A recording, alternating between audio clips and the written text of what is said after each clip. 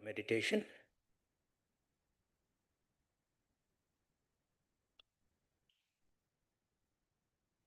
Thank you very much. You may resume your seats.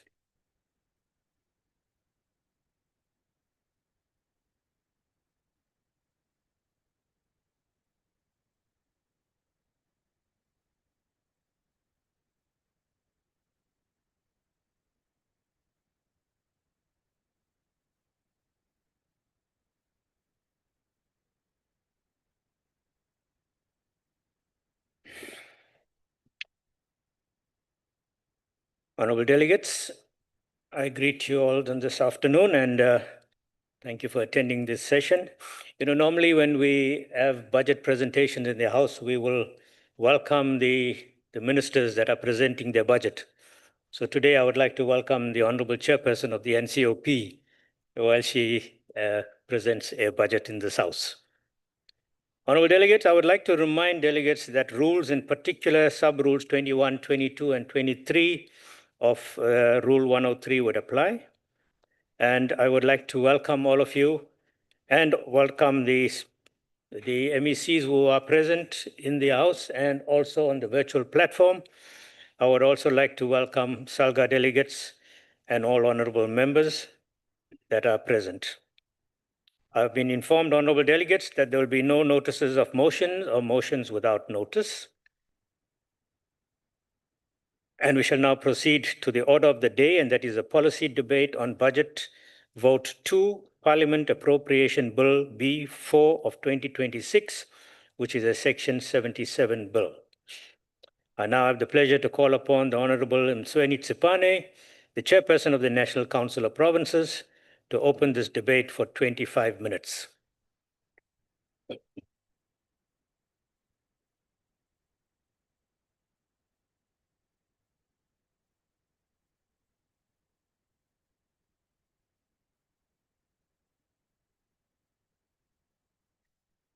Thank you very much, colleagues. My humble greetings to your good self, the Deputy Chairperson of the NCOP, Honorable Govender, and my fellow presiding officers, the Chief Whip of the Council, Honorable Muimang, permanent and special delegates of the NCOP, the representatives of SALGA in our midst. We are humbly graced today by the presence of the Secretary General of CPA Headquarters, Mr. Twig. If I may request him to stand up so that you can see him. He's not alone. He's accompanied by his deputy, Secretary General, Mr. Matia. If we may request him to stand. And as well as Miss Charlotte Kobe. The Secretary to the NCOP, Advocate Pindela, management and staff of Parliament, ladies and gentlemen. Honorable delegates, we table budget vote 2 of Parliament for consideration and debate. This tabling comes as part of a marathon of policy and budget votes from various departments constituting the core business of Parliament to consider and pass budgets for the benefits of our people. Cognizant of the magnitude of our mandate as enshrined in the Constitution, we accordingly table what we can best refer to as the people's budget. It is a political instrument to enable the resources we present today to ensure the deepening of accountability, meaningful public participation, and the passing of quality and transformative laws, which can strengthen the capability of state to drive our historic mission for social change. Through this historic mission, we predicate the work of Parliament on ways that promote job creation and equity through inclusive qualitative growth, combating extreme levels of poverty, and reducing the cost of living towards a better life for all. In May 1996, the Constitutional Assembly, made up of 490 members from the National Assembly and the Senate, which later became the NCOP, adopted the Constitution for the Democratic South Africa. In this accord, this month marks 30 years since the adoption of the Constitution. The Constitution remains our national blueprint, which enjoins the society based on democratic values, social justice, and the restoration of human dignity. Honorable delegates, this budget is also presented in a moment of global uncertainty because of ongoing geopolitical tension and violence that affects our national mission to recreate new possibilities and a better future for all our people, especially the poor. This problem of uncertainty, as often reported, regrettably undermines the needed predictability of trade and investment as our nation confronts new realities within the context of the changing world of work. This global environment of conflict also more visibly negatively affects commodity prices, particularly the oil price, and disrupt global supply chains with serious implications for the global and local economies. State South Africa has since reported an increase in consumer inflation to 4% in April, the highest level since August 2024. The rise in inflation represents serious challenges to reducing poverty and addressing the high cost of living, which is one of the key priorities of the 7th administration. Furthermore, we appreciate the end of May following the recent continent-wide commemoration of Africa Day.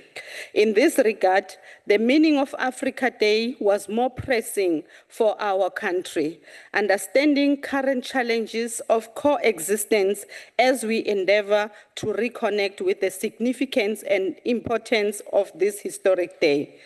Government, civil society, political parties and public intellectuals made the clarion call and made an appeal to the collective conscience of our people to remember as the key struggle of memory against forgetting. The essence of Funkwaru Nkuma's call for Africa to unite now or perish. These 5 words were not mere slogan. They were strategy. They were prophecy. They were diagnosis of what would heal Africa and a prescription of her healing. It was a call for Africa to assert itself and find its place amongst the world of nations. Africa today stands at the most sequential crossroads in her post-independence history, to the east and to the west. All certainties are devolving. The post-1945 multilateral order is under unprecedented stress. Great powers compete for supremacy. Trade wars erupts and subsides. Technologies are weaponized. Information is also weaponized. Even the language of human rights has been a battleground of geopolitical contestation. In this highly polarized global environment, Africa cannot afford to be a spectator. She cannot afford to be merely an object of other people's strategies. Africa must write her own script. Africa must define comprehensively her own trajectory.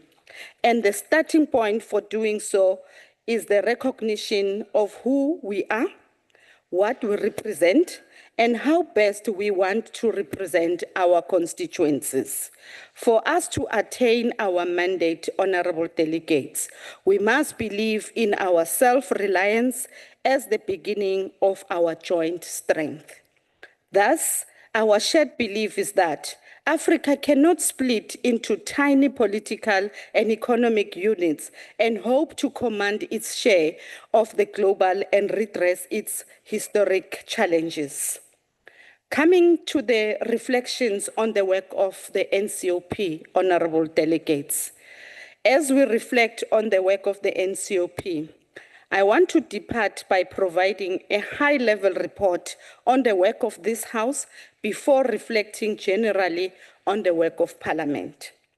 In respect of lawmaking, which is our primary function, the NCOP considered and adopted 18 bills during the period under review. Key amongst the legislations that were adopted was the Division of Revenue Amendment Bill, which provides for the equitable division of revenue raised nationally among the national, provincial, and local spheres of government. The legislation supports the achievement of the priorities set out in the 7th administration. The Public Service Amendment Bill, which aims to professionalize the public service by, amongst other things, preventing political interference in the day-to-day operations and administrative decisions of departments.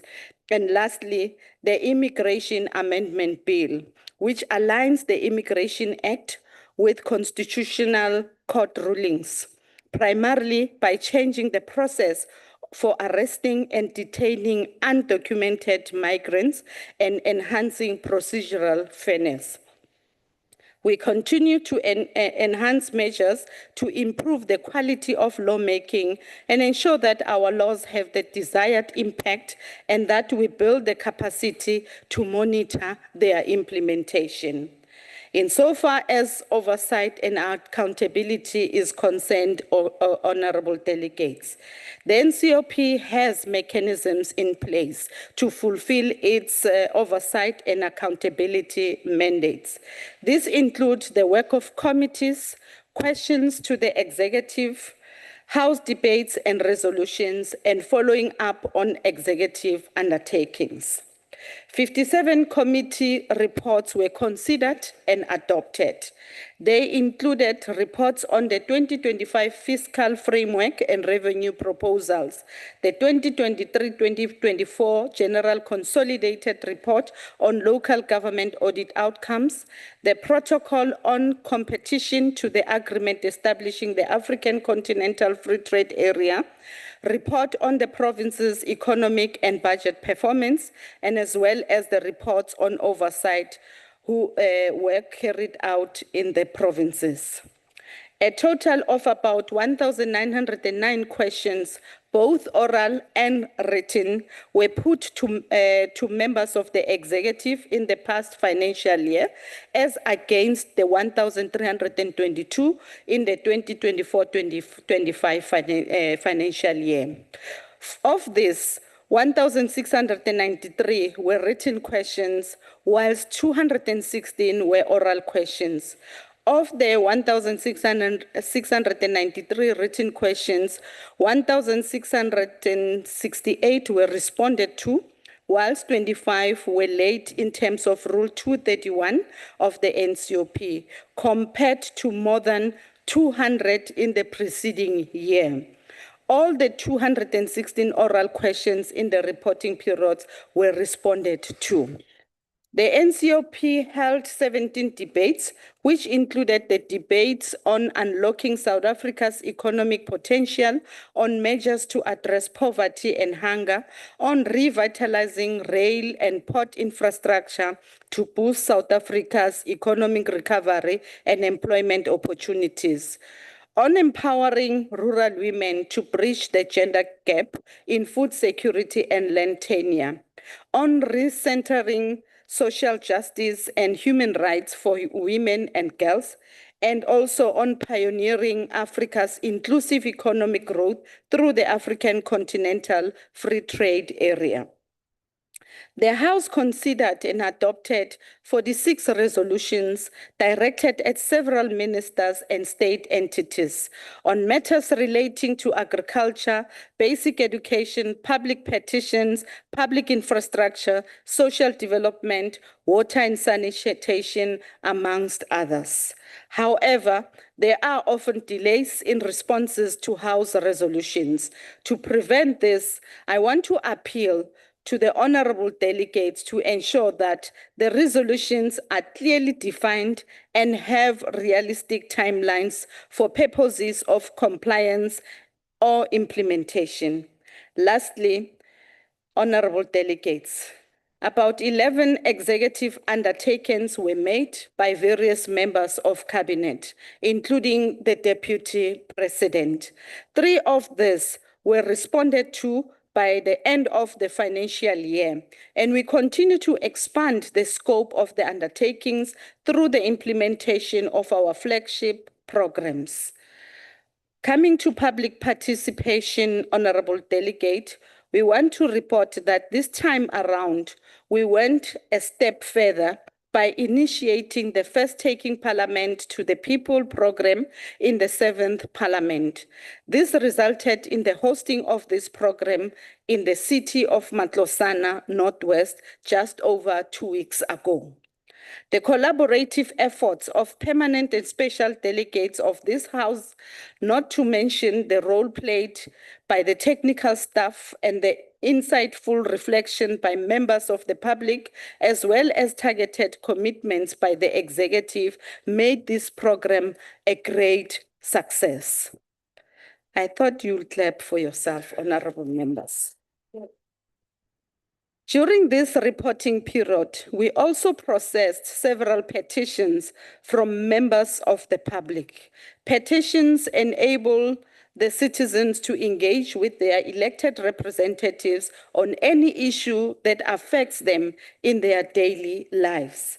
Lastly, opportunities for public engagement were also created during the execution of our provincial and local government week programs last year. Parliament will continue working more closely with provincial legislatures so that we strengthen and we streamline and deepen public involvement in legislative processes, especially in respect of several observations made by our courts.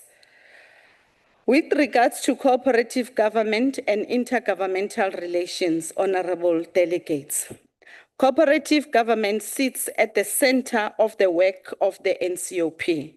One way of promoting the constitutional principles of cooperative government and intergovernmental relations is through the participation of special delegates and representatives of organized local government in the debates of the NCOP to bring up matters that affect the our provinces and our local spheres of government. In this regard, we commend SALGA for 98% attendance during debate.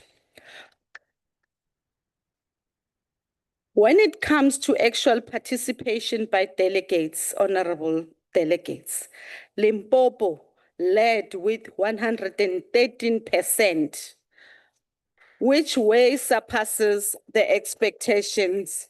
Let's not be jealous, honorable delegates. Let's be challenged. Let's give them a round of applause.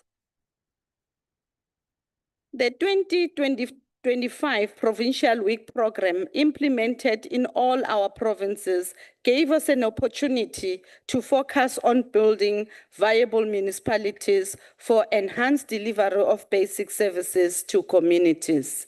For the first time in the 7th Parliament, we implemented the Local Government Week under the theme, Restoring the Dignity of Our People through proper spatial planning, provision of human settlements, water and sanitation. Convened in the city of Cape Town with a change in format, the program concluded with a strong call for systemic reform, improved intergovernmental coordination, and prioritization of vulnerable communities. In respect of interventions, we received 7 interventions in terms of Section 139 of our Constitution, including reports on progress, and 10 notices in terms of Section 106, subsection 1A of the Local Government Municipal System Act on allegations of maladministration, fraud, corruption, and or any other serious malpractices in some municipalities. The NCOP has used these notices as a proactive measure to monitor progress and development in the affected municipalities.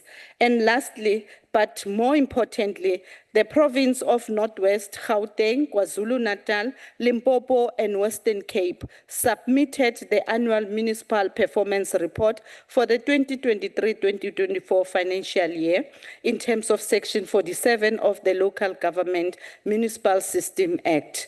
These reports, honorable delegates, are critical for purposes of assessing the state of our municipalities, allowing for more proactive action in line with Section 154 of our Constitution, which obliges both the national and provincial governments to support municipalities.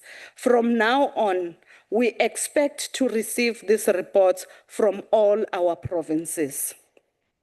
On emerging issues that influence our work, some of the key emerging issues include, amongst others, enhancing oversight and accountability through an on-site-based approach and an effective use of technological opportunities.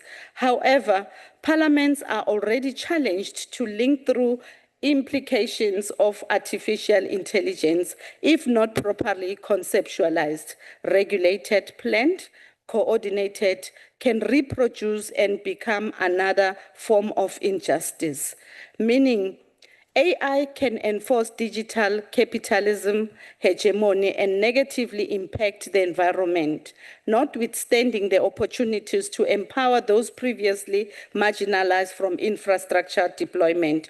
We are also challenged to develop stronger follow-up and monitoring and evaluation mechanisms to improve the effectiveness of our flagship programs.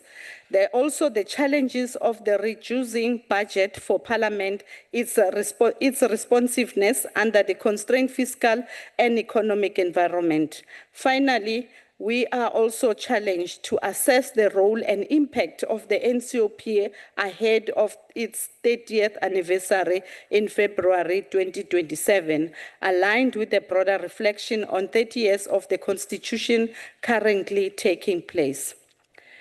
Now, the key achievements for 2025 on Parliament as an institution.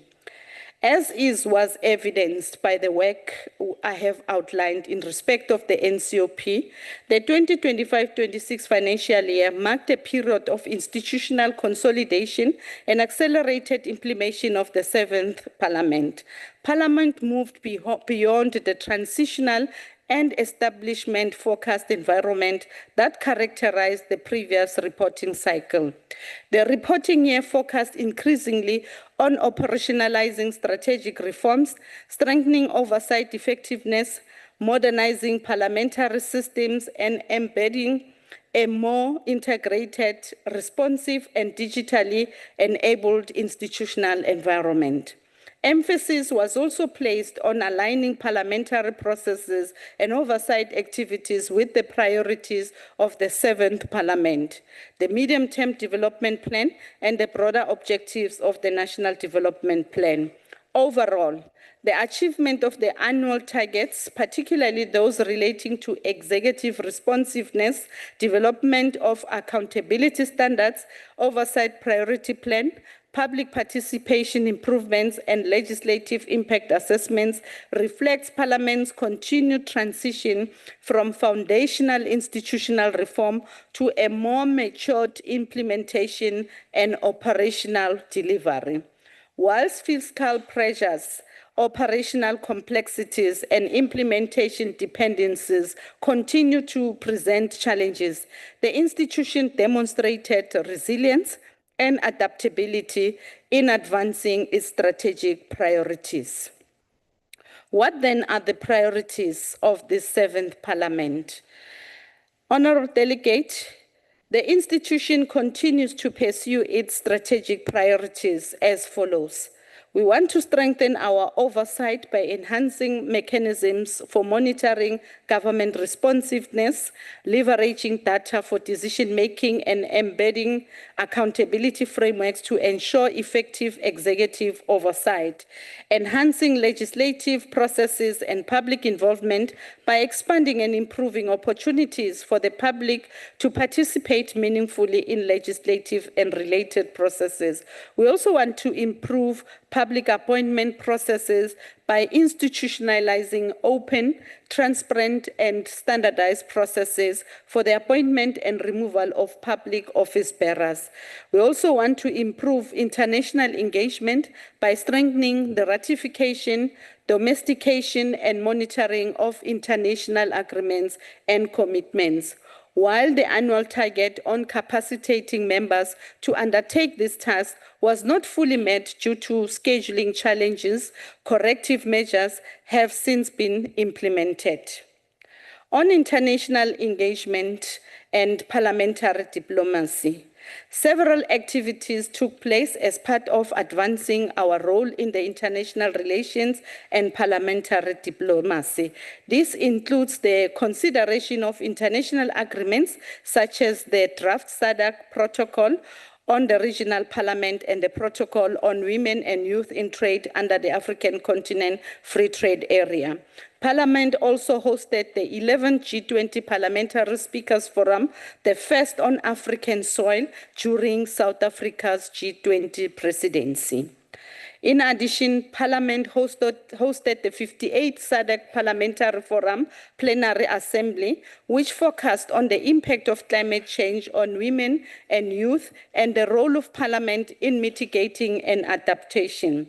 Parliament will, in June, co-host with the Gauteng Provincial Legislature the Conference of the Speakers and Presiding Officers of the Commonwealth African Region. We are also preparing to host the 69th Commonwealth Parliamentary Conference, as you could see our guest today, later this year, which will convene parliamentarians across the Commonwealth to deliberate on global political and contemporary issues as we repurpose this forum for the collective needs of our future. In addition, the parliamentary delegation remained actively engaged in Pan-African Parliament. We support the new leadership of this body in efforts to ensure the full participation of African peoples in economic development and integration of the continent. Furthermore, participation in BRICS parliamentary processes continues in support of the objective of strengthening economic, political, and social cooperation, as well as promoting multilateralism.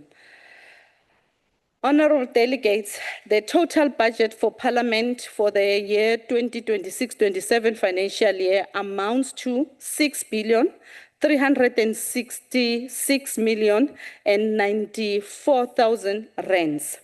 The total allocation received from the National Treasury amounts to 3,344,610,000 rands. As I conclude, honourable members, we coined this tabling the people's budget, understanding the current time and space of multiple interlocking challenging, asking that we turn the corner, returning the base, which is the people. The levels of social fragmentation, violence, hate speech, shattered families, communities, and schools in contributing, according to various political thinkers, the monumental eclipse of hope and collapse of meaning among many of our people. Therefore, honourable members, I also want to take this opportunity and thank all the delegates for their meaningful contribution in the House. Particularly, thank the presiding officers of this House for steering the House towards the right direction. Thank the Chief Whip of the Council, the programming whip, as well as the provincial whips. And I also want to thank our select committee's chairperson for the important work that they are doing in this institution and the engine room of our work. And we also want to appreciate and thank the permanent as well as the special delegates across all our provinces in ensuring that NCOP remains a space for activism, robust engagement, and services. Also want to acknowledge the work of the Secretary of the NCOP and the collective management and staff supporting the NCOP. I also want to thank the provincial legislatures, premiers, and speakers for their valuable contribution to the work of the NCOP. Lastly, my family, my beloved children, and fellow comrades, they are the pillar of my strength. I thank you.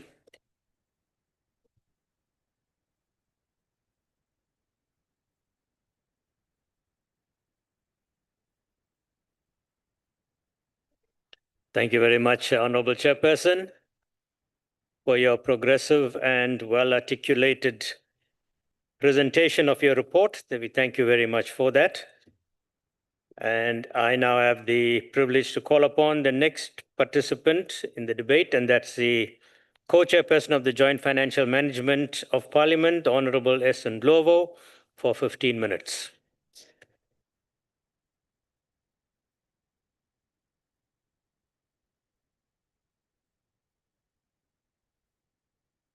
We are always the winners. Thank you, Honorable Deputy Chairperson. Honorable Hadebe, I hope you are not intimidating me. Greetings to our Chairperson of the National Council of Provinces, Mary Philo Mutsweni-Tsipane, our Deputy Chairperson, Honorable Governor, our Chairperson, our Chief Whip, Honorable Mimang, and also House Chairs present here, the permanent and special delegates, also our special guest that has been introduced today. We are also honored to receive the guests from the other countries to come and listen on our debate, and also the Secretary to the NCOP, Advocate Pindela, and also my friend on the other side, Honorable Badenhorst. My special Honorable Deputy Chairperson, my topic will also be emphasizing on the restoration and repositioning and placing Parliament as the voice of the people. Our Deputy Chairperson, this year, as the Honorable Chairperson indicated, South Africa celebrates 30 years of its constitution, a foundational document written by our forebears and shaped by our collective wisdom, cultures, and customs. The African National Congress remains resolute in its mission to construct a South Africa that is truly non-racial, non-sexist, and prosperous democratic society. The House we call the NCOP today was at some point, Chair, called the Senate, which was populated by white male, not even white women, but its design was meant to legislate the suffering and the killings of Africans. I want to repeat so that those who don't believe, Honorable Deputy Chairperson, should understand this statement. The House we call today the NCOP was at some point called the Senate, which was populated by white male, not even white women, but its design was meant to legislate the sufferings and killing of the Africans. Today, I stand here proudly as an African woman representing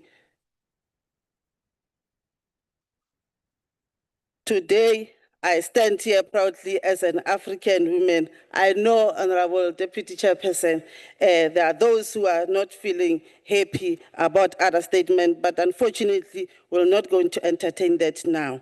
Today, I stand here proudly as an African woman representing everyone and legislating freedom, dignity, and peace for all. We stand today at a crossroad of fundamental consequence where we must refine our public institution, including this very parliament, to better serve as the authentic living voice of the people.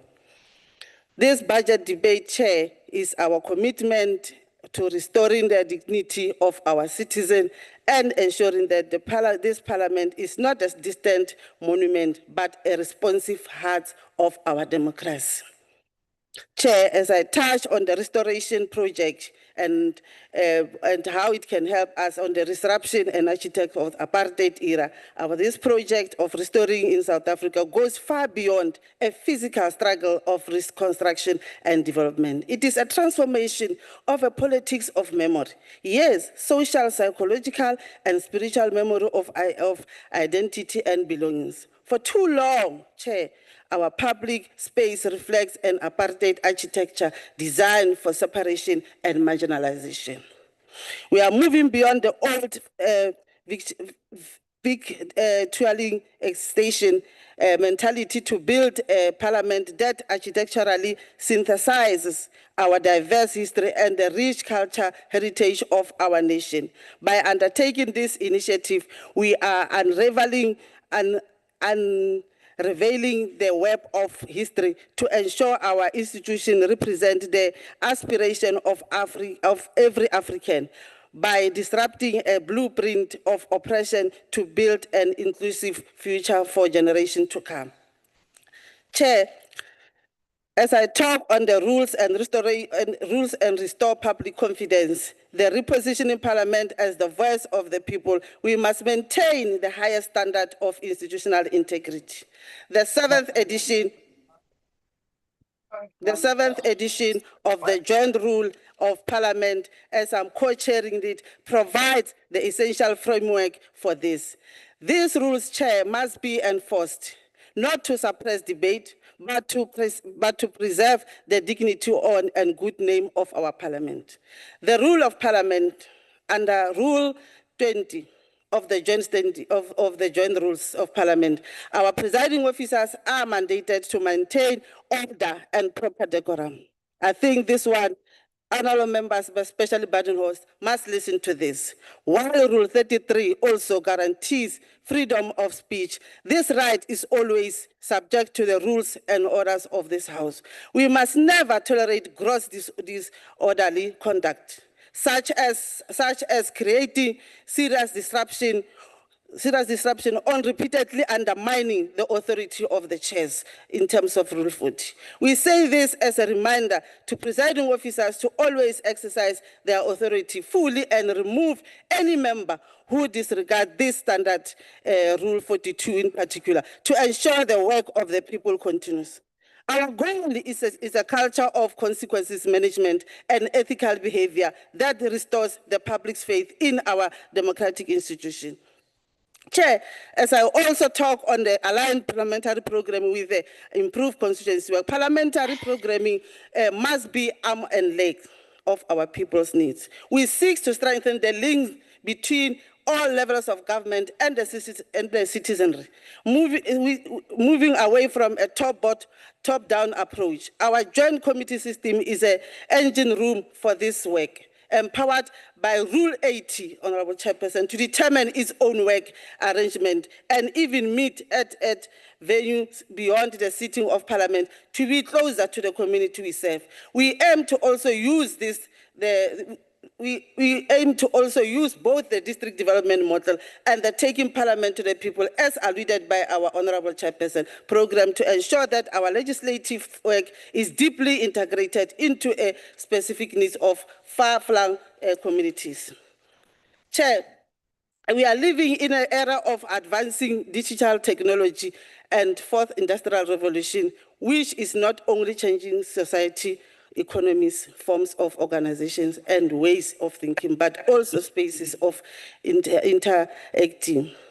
That is on the battle of ideas. Therefore, Chair, to expand Parliament's reach and accessibility, we call on our parliaments to embrace digital tools towards advancing the following. 1, public participation.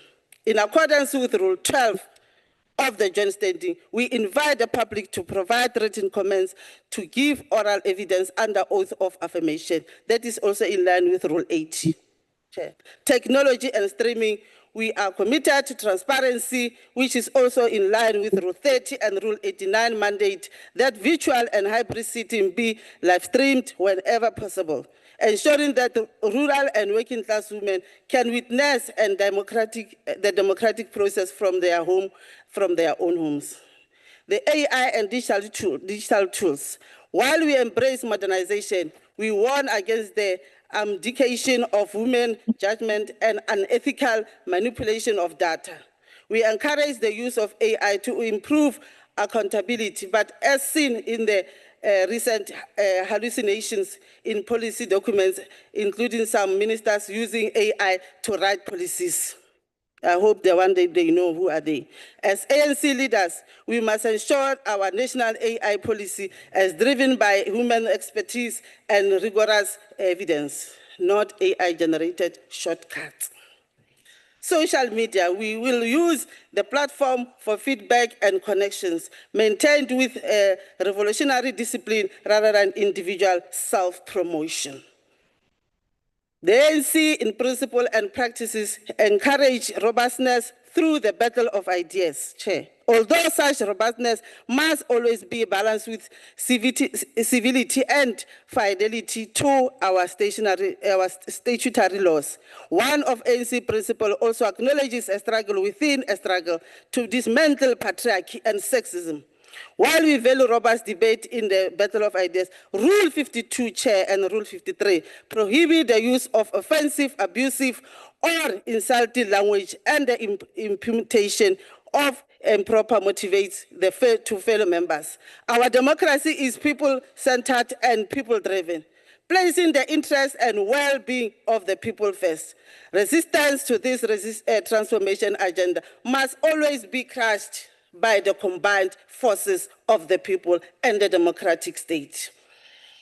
Chair, to the conservative and neoliberal forces, Honorable Billy, who claim life was better than, on the chairperson, on the critics and the enemies of transformation, like Honorable Billy, to the conservative and the neoliberal forces who claim life was better than, who was better under apartheid, we reject your narrative with contempt it deserves. Perhaps we should that in your own spaces reflect on one key question: for whom was life better during apartheid? For the oppressed millions of privileged few? A true and honest reflection can never defend cruel oppression and colonial privilege.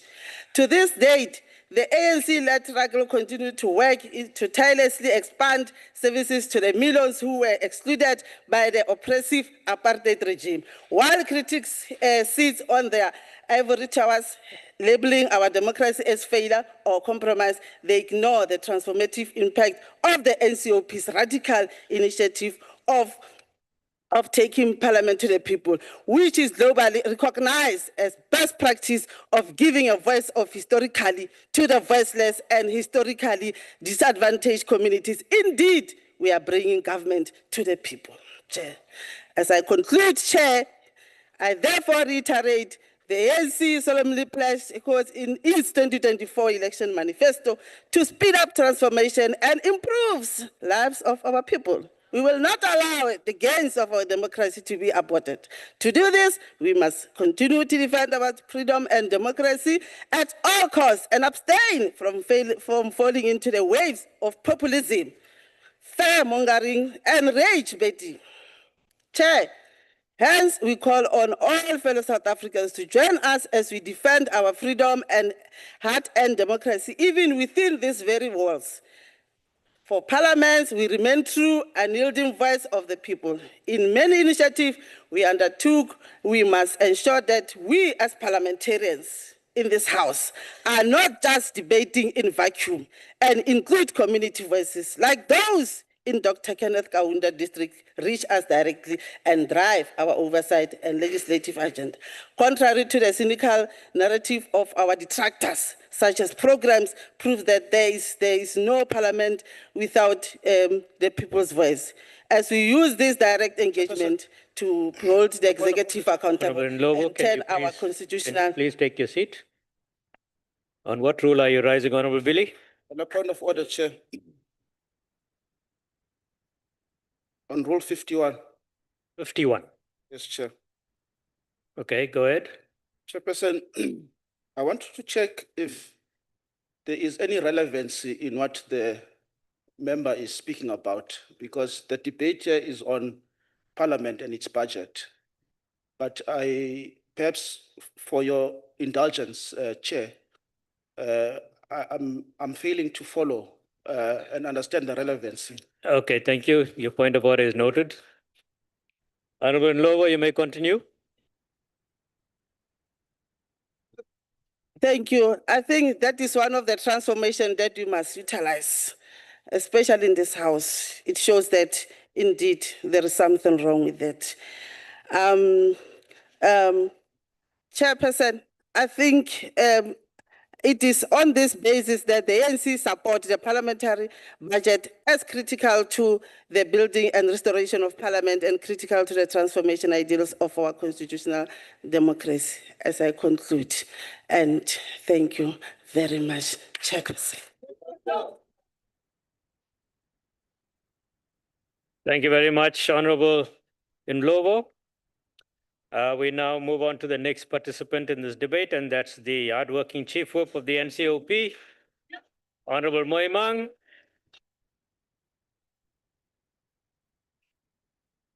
Honorable Moimang, you have 15 minutes.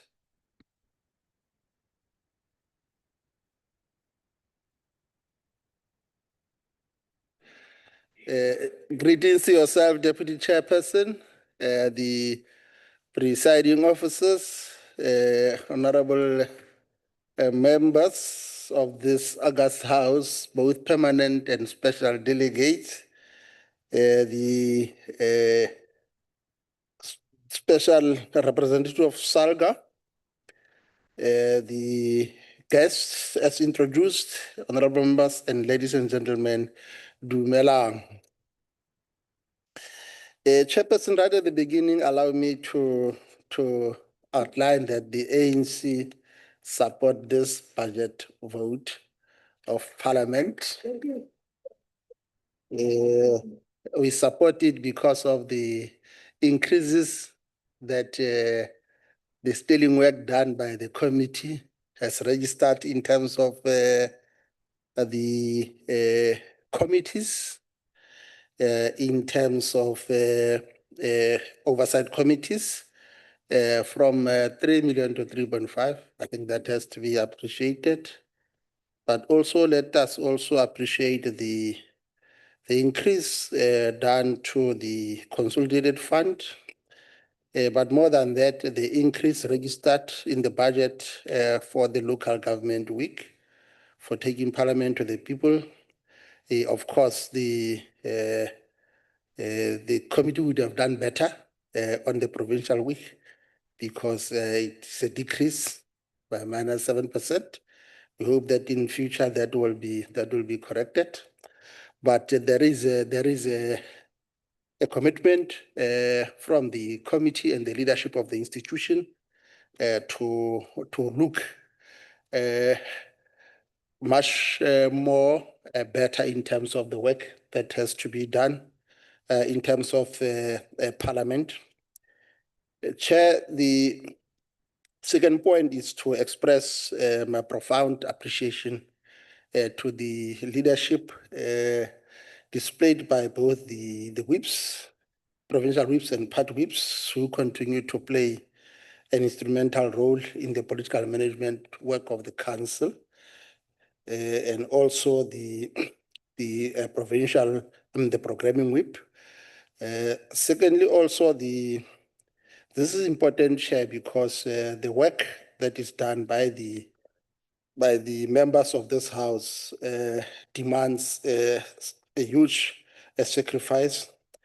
And therefore, Deputy Chair, allow me to make reference to Tim Renton, who was the former Chief Whip to the United Kingdom Prime Minister, who likened the lack of a strong whip system in Parliament to an asbestos-ridden, leaky fire hazard of a building of lawmakers. So whips indeed are the cornerstone of this institution. And also allow me to quote Mr. Paul Coe, a former British parliamentarian who characterized the important role of whips in Parliament with an analogy deeply rooted in the history of the whip system in parliamentary government. I quote, a ship without a boiler room, unquote, illustrating how whips propel and guide the political management of parliamentary work. Deputy Chair, I want to indeed, having read this, extend a word of sincere gratitude to the exceptional leadership that our members continue to display in the work that they do and commitment that they display in managing the parliamentary business. Deputy Chair, behind every successful piece of legislation is the unseen, tireless work of the whips securing mandates, facilitating delegates to brief provinces on critical Section 76 legislation before the Council, ensuring that our Council meets its legislative agenda and that provinces send special delegates to attend sittings of the Council. It is the whips who assist us in coordinating the order of speakers and managing the parliamentary program. Deputy Chair, I wish to state right from the beginning that the fact that administrative support to whips remains elusive is an area of concern, but we did communicate this matter to both executive authority and also the STP, because it is important that the whips, provincial whips and committee whips get adequate support. Honorable Deputy Chair, this policy debate, like as the Chair indicated, takes place in a year that marks the 30th anniversary of our Constitution and its institution. And more than that, it precedes the 30th anniversary of the National Council of Province as the second chamber of the South African Democratic Parliament, which will take place next year, February 2027. So therefore, Deputy Chair, the 30th anniversary of the NCOP will mark a critical milestone in the evolution of our democracy. Chair, as we prepare the 30th anniversary of the NCOP, we must put in place a rigorous program to not only celebrate the 30th anniversary of the Council, but also engage in rigorous and frank exercise to assess and evaluate the work of this House. Chair, in terms of the global context, indeed, the debate takes place within the evolving global context of deepening crisis of new liberal democracy and its institution, as evidenced by the current global economic decline, which began towards the end of the first decade of the 21st century. This global economic downturn is accompanied by deepening inequality between the rich countries of the North and the South. The persistence of this crisis has in recent years eroded the electorate trust in democracy and its institution, as evidenced by rising voter apathy and undemocratic forms of political engagement, including violent grassroots protests. Chair, we stand here proud of our past and confident in the future as the democratic parliament in South Africa, particularly given the entrenchment of our constitutional fundamental principles of government of the people by the people. In pursuance of this, our parliament has adopted a vision of an activist parliament, which is an organ of people's power to advance our national democratic goals of improving the quality of life. Deputy Chair, to ensure that the vision of an activist parliament is not merely a slogan, successive generations of leadership in this august House have conceptualized a number of programs to ensure that indeed we translate this activist parliament from pious dream to a reality. What we have seen visions and programs like taking Parliament to the People, the Provincial Week and Local Government Week. As I indicated, much increase has been made in terms of this program, which clearly illustrate the commitment by the institution to ensure that this program becomes a success. Accordingly, the impact of this program of the NCOP's ongoing positioning and repositioning as a truly activist people's parliament cannot be lost, and the central focus of our debate of this important budget policy. This is particularly so because without adequate political funding, it will remain a pipe dream, even if there is a political will. Honorable Deputy Chair, critical to South Africa's achievements in democratic consolidation over the last 30 years has been the building of a robust architecture of democratic governance, oversight, and accountability. And therefore, we have seen this institution working around the multi-party program. We have also seen the influence that parliamentary oversight and accountability framework has given to us.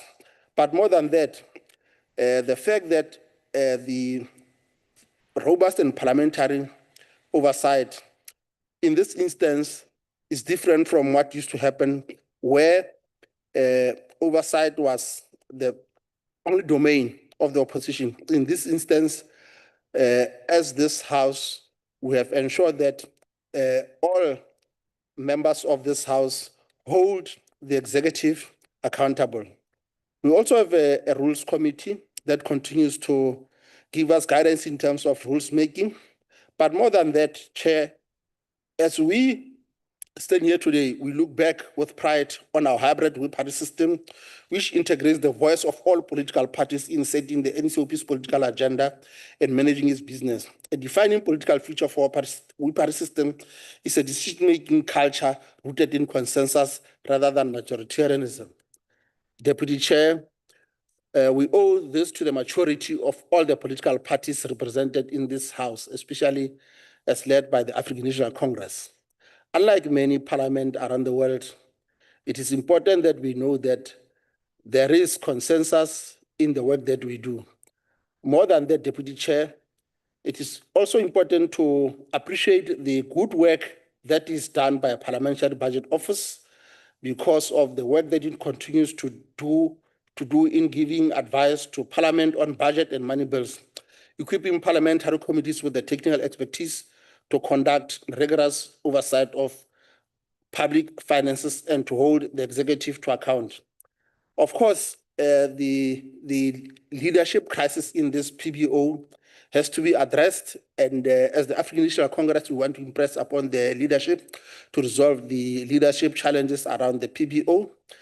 For us in the ANC, the more we forge and strengthen integrated cooperative governance, the more we strengthen our system of local government, positioning it at the cutting edge of service delivery, development, and local socio-economic transformation. Deputy Chair, among the critical instruments at the NCOP's disposal is to discharge this task of ensuring that we approve provincial intervention in local government.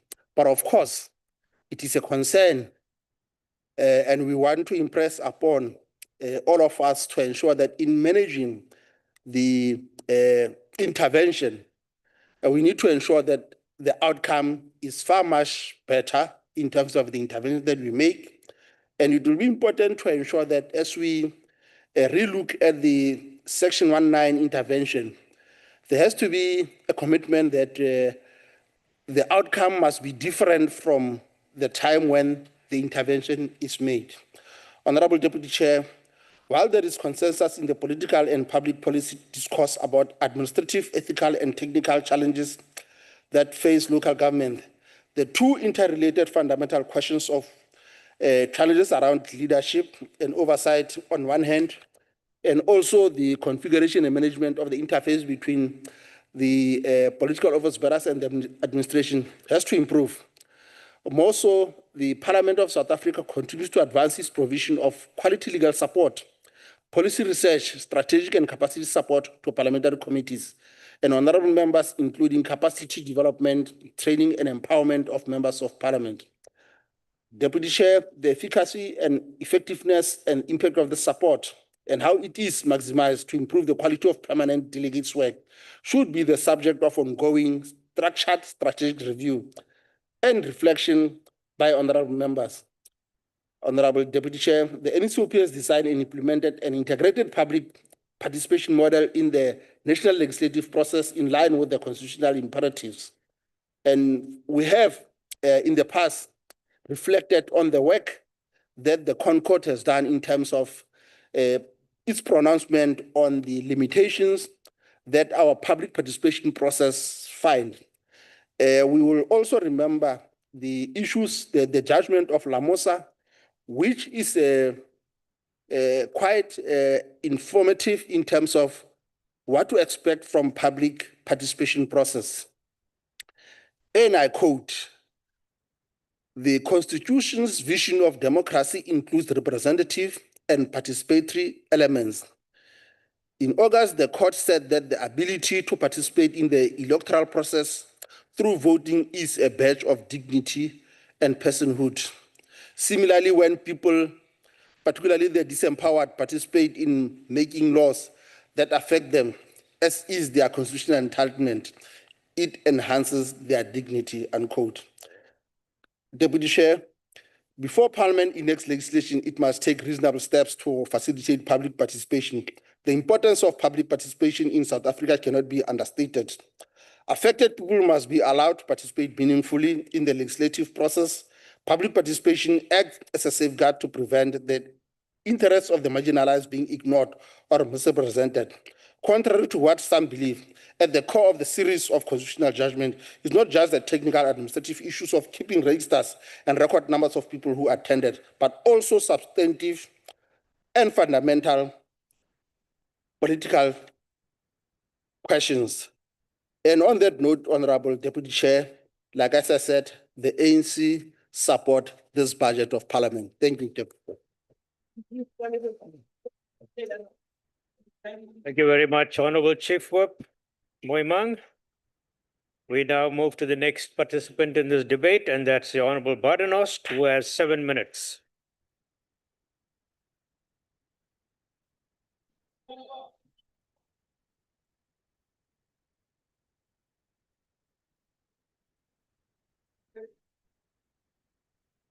Honourable Deputy Chairperson, honourable members, and fellow South Africans, good day.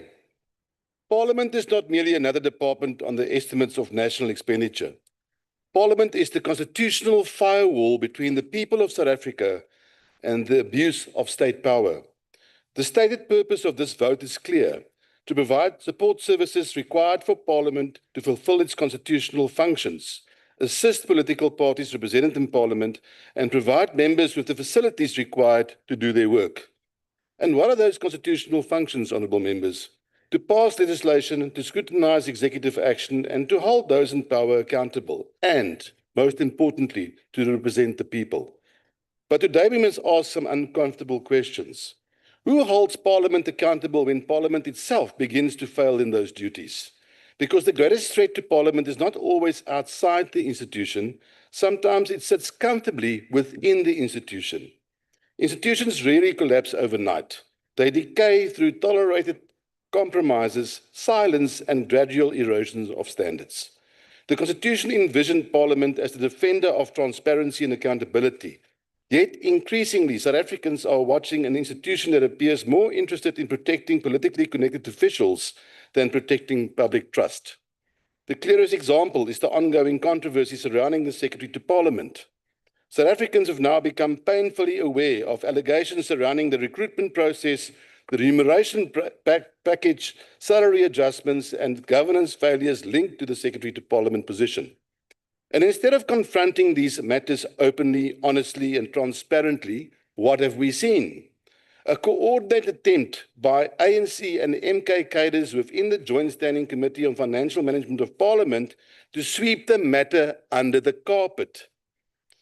Questions are being avoided, Honourable Ndlovu. Reports are being sanitized. Oversight is diluted, and those asking uncomfortable questions are treated as the problem. That's not oversight, honourable members. That's institutional self-protection. At a time when Parliament claims fiscal pressure, the institution's own administrative spending tells a totally different story. More than 1 billion rand is now allocated to support services alone, excluding the rebuilding project, while Parliament's administrative program exceeds 3.7 billion rand. Yet oversight committees are still expected to do more with less, while the executive authority and the Secretary to Parliament share more than 82 million rand for goods and services in their respective offices. Not sure what these goods are, but at the moment, Honourable Chairperson, it must be, at that amount, Honourable Chairperson, it must be very goods. The Secretary to Parliament is not a ceremonial appointment. It is one of the most powerful administrative offices in the legislative arm of the state. The holder of that office is entrusted with ensuring sound financial governance and compliance with the Financial Management of Parliament and Provincial Legislatures Act. Yet, while ordinary South Africans face unemployment, collapsing services and rising living costs, Parliament has found itself defending an executive salary package reportedly exceeding 6 million rand annually, once all the benefits and provisions are included. Let me repeat that, 6 million rand annually. To put that in perspective, South Africa, President Cyril Ramaphosa earns just under 3.5 million rand annually, and that doesn't include the Pala dollars. But the issue is not merely the salary itself. The issue is whether the due process was actually followed, whether disclosures were properly made, whether governance standards were consistently applied, and whether Parliament is willing to investigate itself with the same intensity it investigates others. Because if Parliament loses moral authority, honourable members, then oversight itself becomes hollow theatre. And let us be frank, the public is no longer naive. War 28 in Umfuleni proved that yesterday. The DA celebrates a historic first win in a township. South Africans can see when committees are weaponized to shield politically connected individuals. They can see when accountability suddenly disappears once cadres are involved. They can see when government party members close ranks. The danger is not financial. The danger is institutional decay. This Parliament cannot demand accountability from municipalities, state-owned enterprises, departments and ministers while refusing to apply the same standard internally. We cannot lecture municipalities about irregular expenditure while allegations within Parliament are politically managed. We cannot summon accounting officers before committees and demand transparency while resistance emerges the moment scrutiny reaches the top administration of Parliament itself. That contradiction destroys credibility. Honourable members, Parliament's constitutional mandate includes representing the people and providing a national forum for public consideration of issues. That requires public confidence. And confidence is not built through press releases and political spin. It's built through transparency, consequence management, and ethical leadership. We must therefore use this budget vote not simply to approve expenditure, but to reaffirm principles.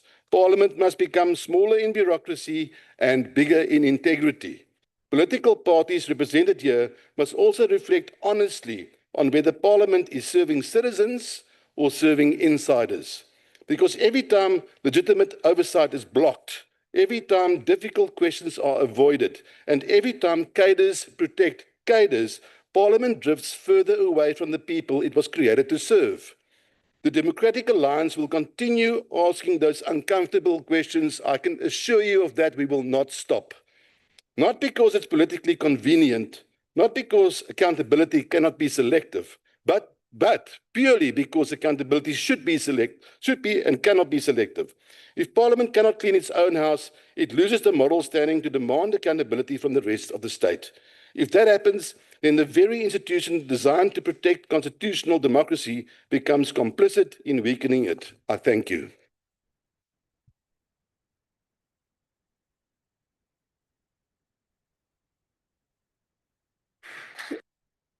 Thank you, Honorable Badenhorst, for your input. The next person on the platform is going to be Honorable Esingoko, the Eastern Cape MEC for Sports, Recreation, Arts and Culture on the visual platform. Over to you.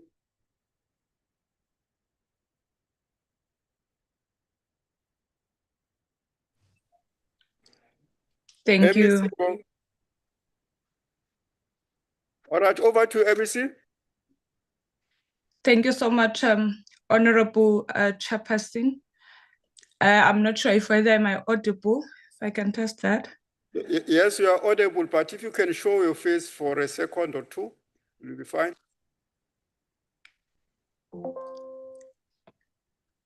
Thank you so much, Chairperson. Thank you, we know you. Chairperson, greetings to you, to the Speaker of the National Assembly, Honorable Thokozile Didiza, the members of the National Executive present, the honorable members, both permanent and special delegates, fellow South Africans. Honorable Chair, allow me to rise on behalf of the Acting Eastern Cape Premier, Honorable Mlungisi Mvogo, and the people of the Eastern Cape Province to participate in this important policy debate on budget vote 2 Parliament. We do so fully conscious of the significance of Parliament within our constitutional democracy, and in particular, the central role of National Council of Provinces plays as the institutional voice of provinces and local government within the national legislative framework. This debate takes place against the backdrop of mounting fiscal pressures confronting all spheres of government. Across the country, provinces continue to grapple with increasing service delivery demands amid constrained public finances, rising operational costs, and persistent socio-economic challenges. It is therefore appropriate that in debating the budget allocation of Parliament itself, we also reflect on the implications that budget reductions and fiscal constraints may have on the ability of provincial legislatures and oversight institutions to effectively discharge their constitutional obligations. Honorable Chairperson, oversight remains one of the most important responsibilities entrusted to democratic institutions. It is through oversight that accountability is strengthened, transparency is safeguarded, and public confidence in government is maintained. The NCOP in particular occupies a strategic position in ensuring that the voices, realities, and developmental concerns of provinces are not marginalized within national discourse and policymaking processes. Any weakening or institutional oversight capacity, whether through budgetary limitations or operational constraints, has direct implications for the health and effectiveness of our democracy. As provinces, we rely on Parliament and specifically the NCOP to ensure that national policy and fiscal decisions remain responsive to the lived realities of communities on the ground. The Eastern Cape understands these realities intimately. Our province continues to confront historical underdevelopment, infrastructure backlogs, poverty, unemployment, and uneven spatial development.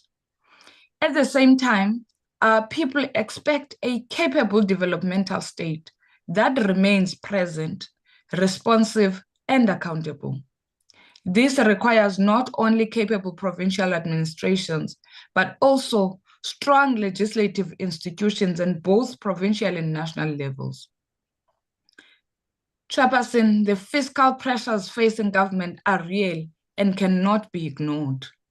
However, we must equally acknowledge that budget reductions inevitably place strain on the ability of institutions to fulfill their mandates optimally. Reduced budget impact oversight visits, public participation programs, committee work, constituency engagements, research support, and institutional capacity building. Yet these functions are indispensable to participatory democracy and accountable governance. We must therefore guard against a situation where fiscal consolidation unintentionally weakens democratic oversight and institutional effectiveness. The Eastern Cape Provincial Government continues to support efforts aimed at strengthening governance, improving efficiency, and eliminating wasteful expenditure. We equally support prudent fiscal management and responsible public spending. However, fiscal discipline must remain balanced with the developmental responsibilities of the democratic state. Honorable Chairperson, the acting Premier of the Eastern Cape has consistently emphasized that long-term fiscal sustainability will ultimately depend on growing the economy, expanding productive sectors, and unlocking investment-led development. This is why the province continues advancing strategic growth frontiers in automotive manufacturing, oceans economy, tourism, agriculture, renewable energy, logistics, and infrastructure development. These interventions are intended not only to stimulate economic growth and create jobs, but also to strengthen the broader fiscal capacity of the state over a period of time. On the same token, we must continue ensuring that public institutions remain adequately capacitated to fulfill their constitutional responsibilities effectively. Honorable Chairperson, the strength of our democracy depends not only on the policies we adopt, but also on the institutional capacity available to implement, monitor, and account for those policies.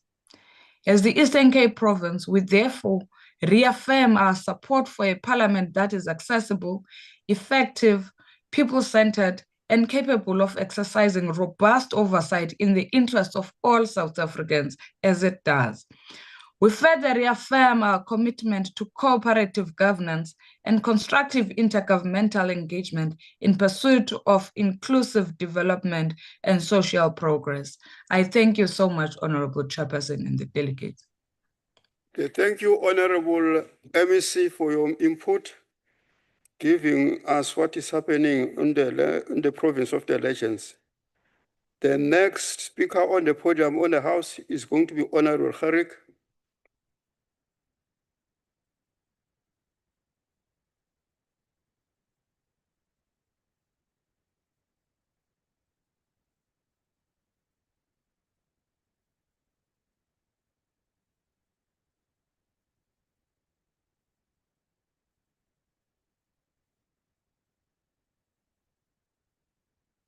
Thank you, Chairperson. Good afternoon, dignitaries and Secretary of Parliament, the NCOP, and colleagues. Chairperson, today we discuss a very special vote as budget of Parliament is to be passed. And as we all know, the Parliament of South Africa plays a very critical role in our constitutional democracy since 1994. It makes it special and critical as Parliament was never a democratic institution before 1994. Parliament, and this is important to note, before 1994 was used as a powerful tool to pass discriminatory laws, promote racism and inequality, and sideline the masses of Black South Africans who also needed services just as our white counterparts. It is of utmost importance to know that Parliament was used as a racist institution to divide different races and people of color. For this reason, the apartheid government instituted what's called the tricameral system to class people according to race and allocated budgets according to race. Therefore, that parliament consisted of the House of Assembly for whites only, the House of Representatives for so-called coloreds, and the House of Delegates for Indians. Ethnic Black people, and this is important, Comrade Jane Mananiso, ethnic Black people were totally excluded from the system of Parliament and had to depend on the homeland system, where ethnic Black people were relegated to Black homelands to administer their own affairs. It's a matter of fact.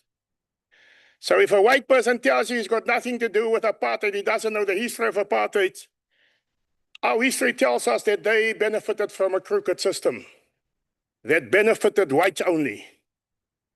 And it cuts across the education system, the justice system, and all over. So they have benefited. Therefore, we have laws like Black economic empowerment, broad-based Black economic empowerment, employment equity, and so on, to get the level to an equal level. Today, 32 years ago, after 1994, South Africa has a parliamentary democracy where all parties, races, and ethnicities are represented in this parliament. This democracy was earned with defying the system of the oppressor with defiance, incarceration, and even capital punishment for hanging people to death for their political convictions. This budget before us today, Chairperson, does not give justification to the role Parliament has played to keep our democracy alive, stimulate public participation and oversight. The constitutional emphasis of Parliament is that the people shall govern.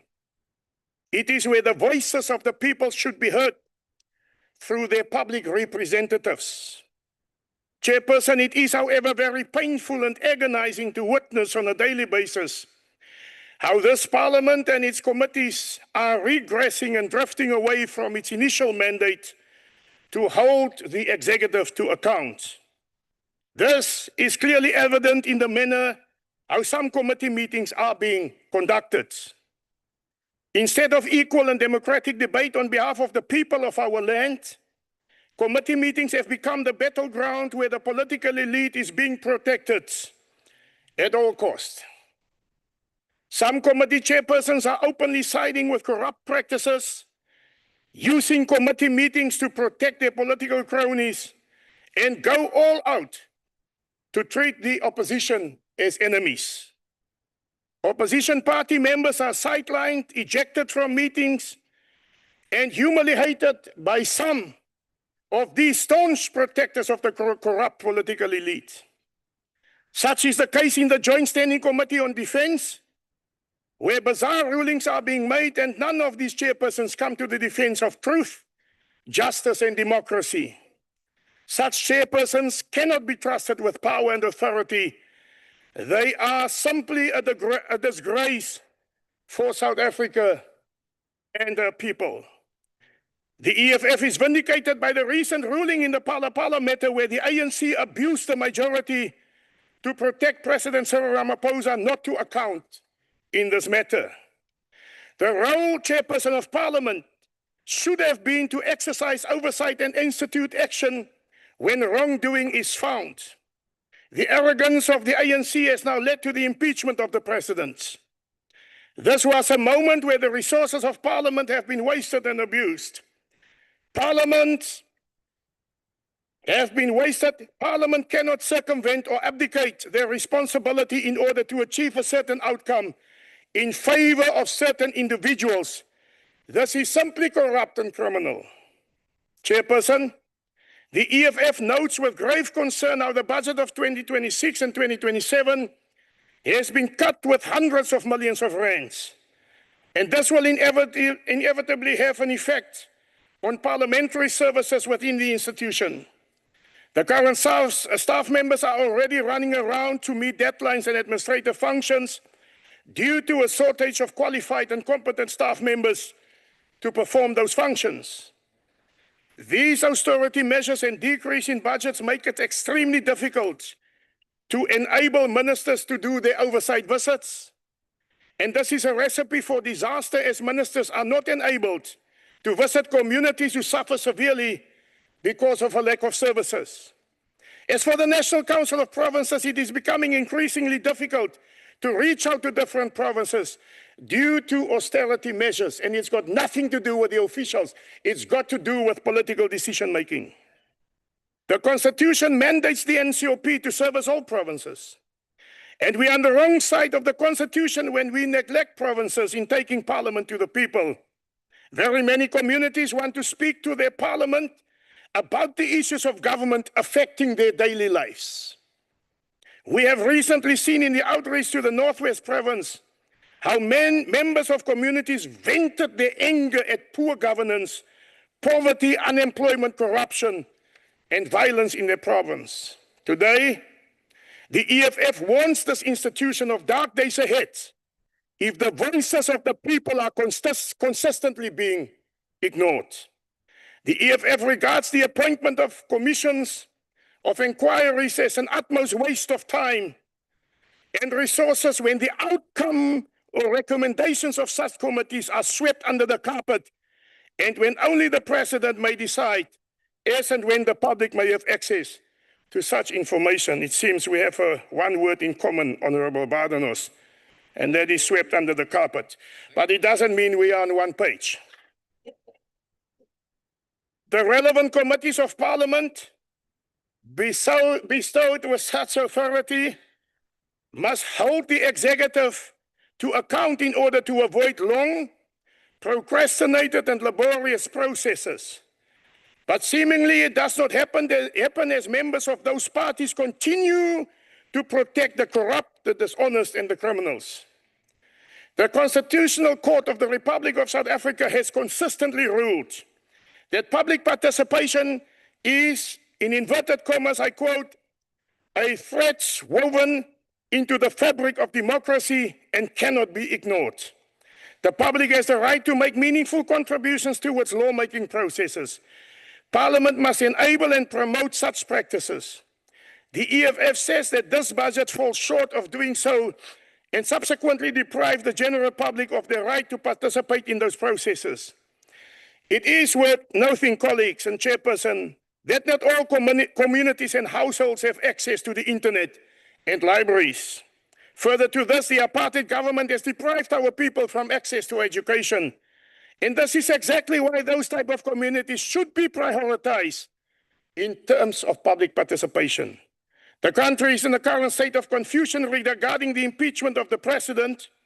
Media reports and social media activities render opinions that are in many instances uninformed, deliberate and vexatious.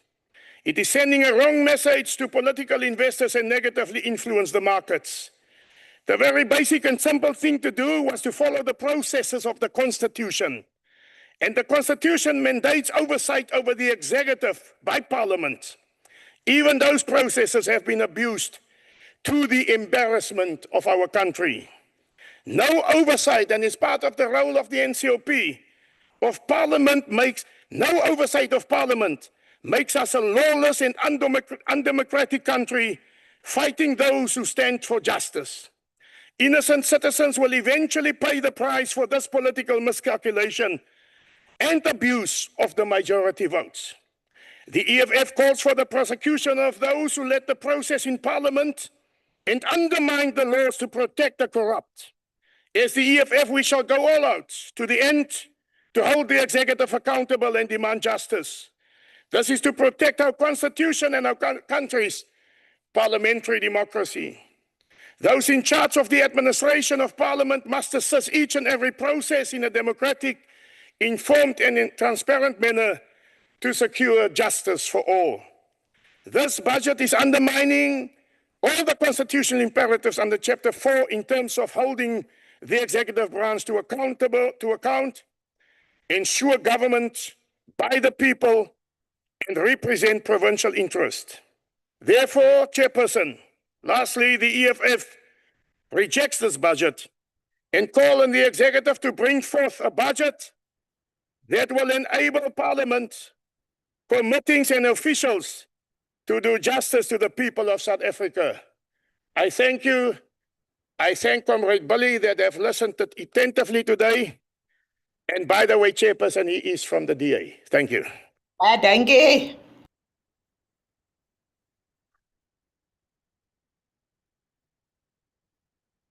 Thank you, Honorable Kharik, for your input.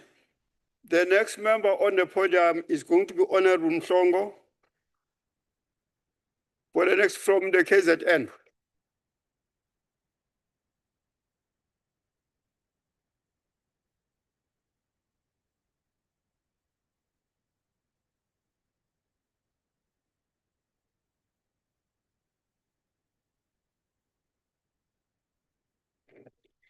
Honorable Chairperson, honorable members, Vote 2 is not an ordinary budget. It is a budget of the institution entrusted with defending the people of South Africa against corruption, abuse of power, maladministration, and state of failure. Iparlamente likhonela ukuqiniseka ukuthi ikhona accountability. Uma iparlamente uqobo lwayo libuthakathaka khona ke inkohlakalo iyanda, iminyango iyawa, omasipala bayahluleka futhi nabantu bayahlupheka.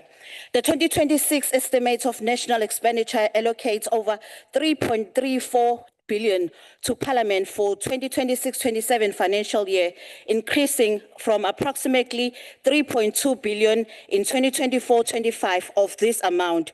Over 843 million is allocated to legislation and oversight alone.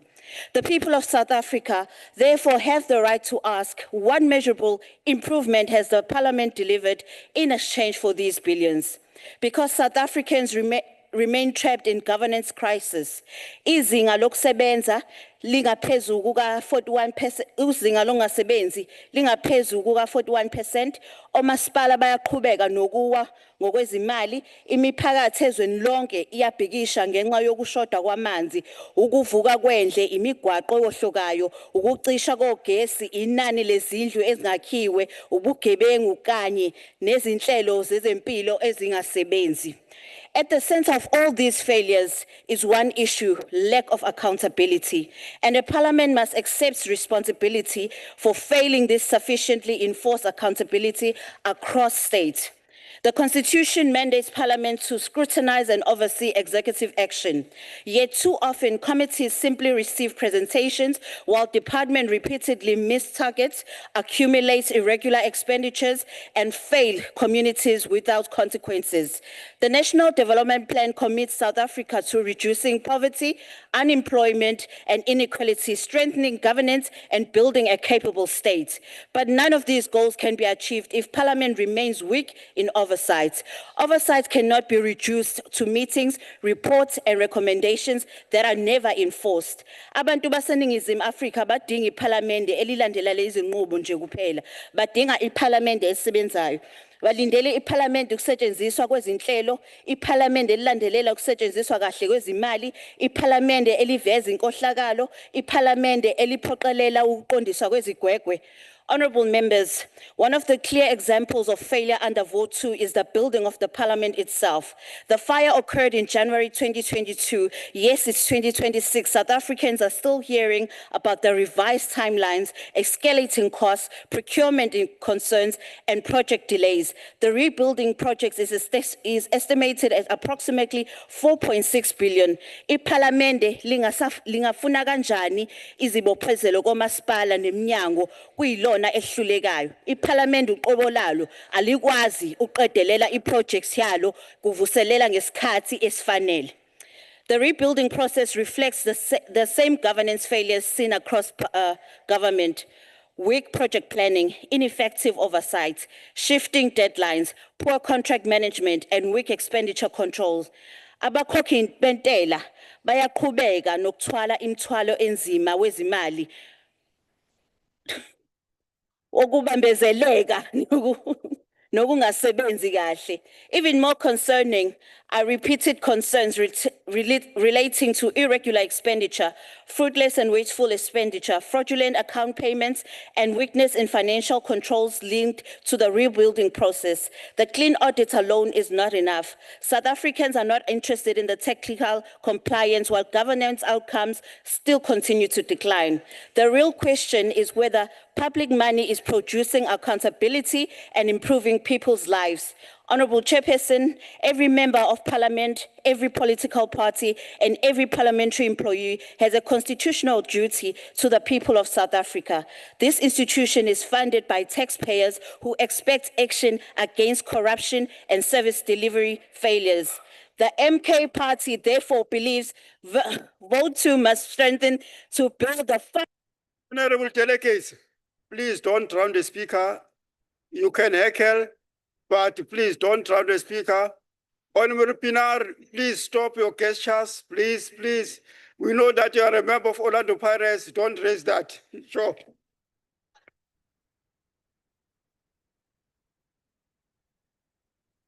I'm not sure. Maybe you want to take the podium? You want to talk? Honorable Mhlongo, when I'm on the chair here, I'm the only person who can call someone to speak. Please, don't take my power. Otherwise, I will have you removed from that position. Over to you. Thank you, Chair. Stronger forensic and investigative support to committees, real-time expenditure and procurement monitoring systems, stricter consequence management mechanism, stronger oversight follow-up systems, improved constituency support structures, and measurable oversight outcomes linked directly to service delivery. INingizimu Afrika ayikwazi ukubukela iPhalamende elibuka elibuka ukuhluleka kombuso kusukela emakomidini kuya emphakathini, imiphakathi isaqhubeka iyantula.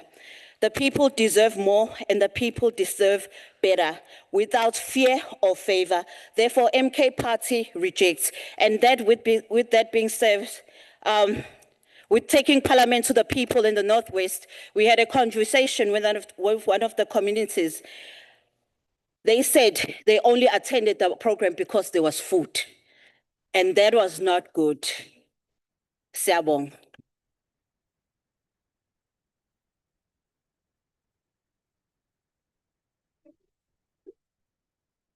Thank you, Honorable Mhlongo. The next speaker on the podium is going to be the Honorable Deputy Chairperson of the Council.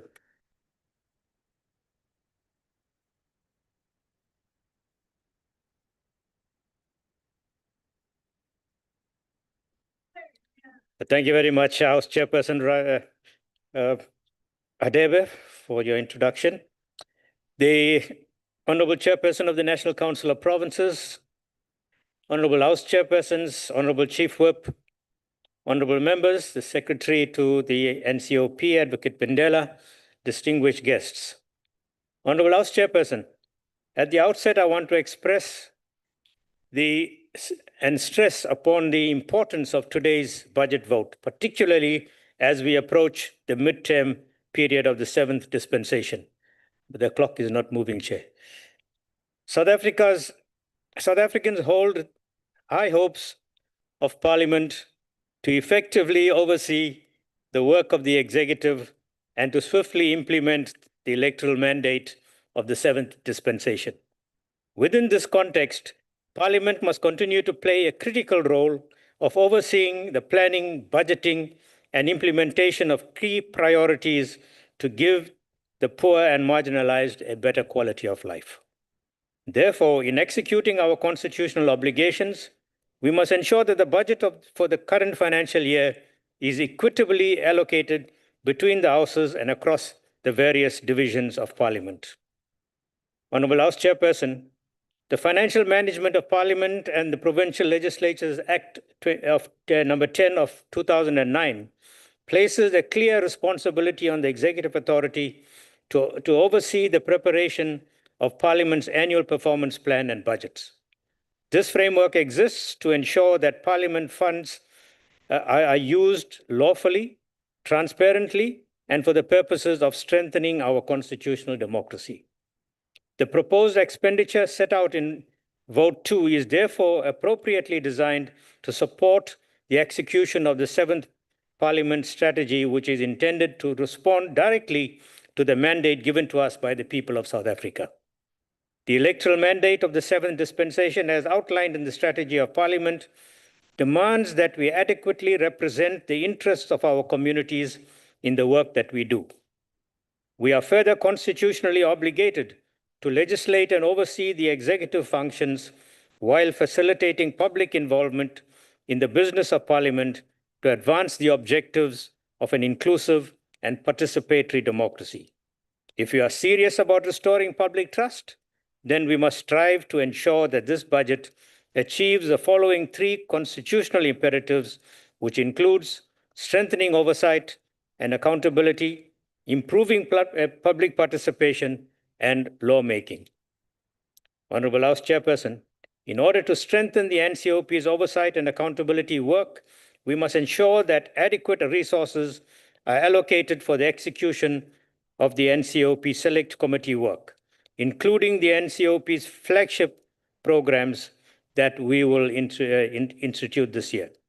I want to draw the attention to this august House to the importance of strengthening our oversight, accountability, and tracking mechanisms, particularly as it relates to the advancing of intergovernmental relations and cooperative governance. The three-sphere planning and tracking and report back mechanism is a cornerstone oversight and tracking mechanism intended to ensure governance coherence through strategic accountability across the three spheres of government. This strategic program also recognizes the importance of the district development model to address three-sphere planning disjunctures, budget misalignment, and policy implementation challenges across all 9 provinces. The NCOP, therefore, is strategically positioned to ensure that all 3 spheres of government effectively utilize the district development model as a most appropriate mechanism for addressing policy implementation changes. I must therefore express my sincere appreciation to the chairperson of the National Council of Provinces, who has consistently supported the oversight and tracking objectives embedded in the three-sphere planning and the DDM oversight program. I also wish to extend my sincere gratitude to the Deputy President of the Republic as the leader of government business for his endorsement of and continued support of this important program.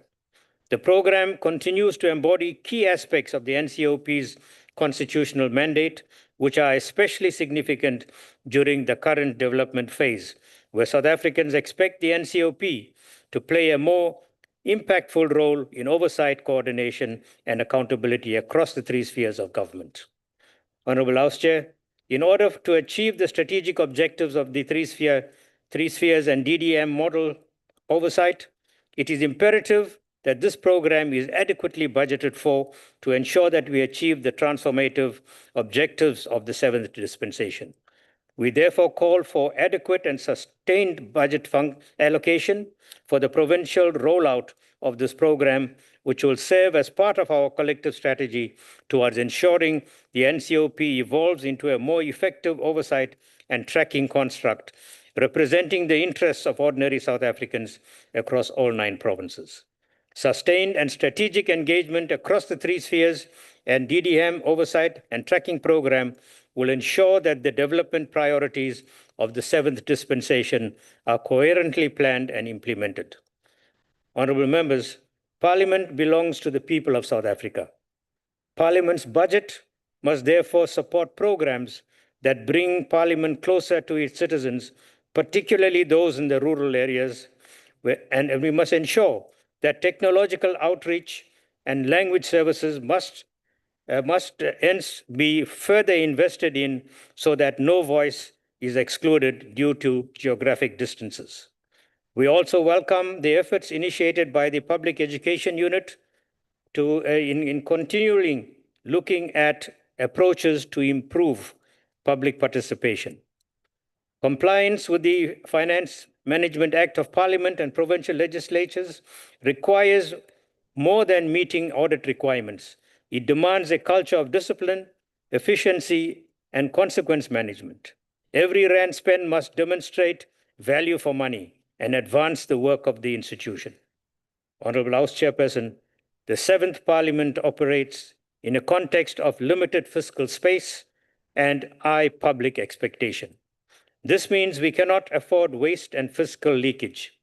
This budget must therefore reflect discipline, prioritization, and a clear link between resources and our developmental outcomes. With this budget, we call for dedicated provision for sectoral parliaments. Sectoral parliaments form a crucial part of advancing our democracy by giving youth, women, and people with disabilities and other sectors a direct platform to engage Parliament and shape the national agenda. This year, sectoral commemorative days will focus on the 72-year anniversary of the Women's Charter of 1954, the 70th anniversary of the 1956 Women's March, the 50th anniversary of 16 June 1976, and the 30 years anniversary of our Constitution. All these anniversaries represent pivotal landmarks in history, which have significantly contributed to shaping the strategic intent and underpinning objectives of the Constitution of the Republic of South Africa. We therefore call on the institution to support these initiatives and ensure that they are meaningfully commemorated through the work of Parliament. Honorable members, we cannot avoid the ongoing migration challenges facing our country. These challenges place pressure on funding allocation, which impacts on public services and communities and, of course, the rule of law.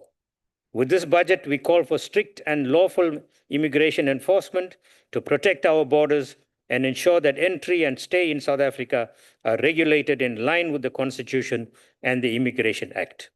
At the same time, we must be unambiguous in commending all forms of violence, as no amount of frustration justifies attacks on foreign nationals in our country. We also need to warn businesses that employ undocumented individuals is a violation of the law. This practice undermines labor standards, disadvantages South African workers, and creates conditions for exploitation. As I conclude, Honorable House Chair, I wish to urge every political party in this House, and I want to stress, every political party in this House to support this budget. It's unfortunate that the MK party and the EFF have spoken before me. Whilst they go on to say that we must listen to the people, we must ensure that we have public participation, we must go out there and engage with communities, I wonder how they expect us to do that in the absence of a budget. Yes, we were just told here just now that people ate the food when we went there to Northwest. Of course, why not? We went there, we engaged with them, they came in their numbers and they spoke. And having spoken, why shouldn't we give them something to eat? They spent the whole day with us. So there was nothing wrong in that. And that is why I will say, let us support this budget. And as I close, I want to thank all whips in this House, all table staff, administrative staff, especially the staff in my office, security personnel, the advocate Pindela, for the role that they play to ensure that this House functions well. I thank you, Honorable House Chairperson. Thank you, Honorable Deputy Chairperson of the Council. The next speaker is on the visual platform, is the Honorable MG Makorpe, Chief, the Speaker of Limpopo Province.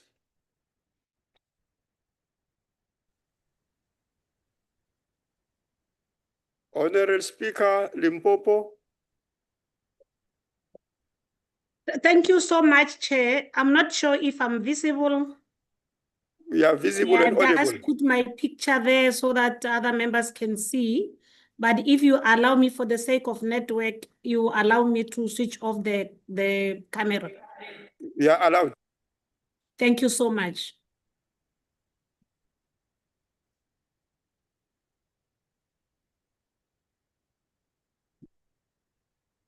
Chair of the NCOP, Deputy Chair of the NCOP, permanent delegates of the National Council of Provinces, special delegates, SALGA representatives present here, guests invited to this important debate, good afternoon.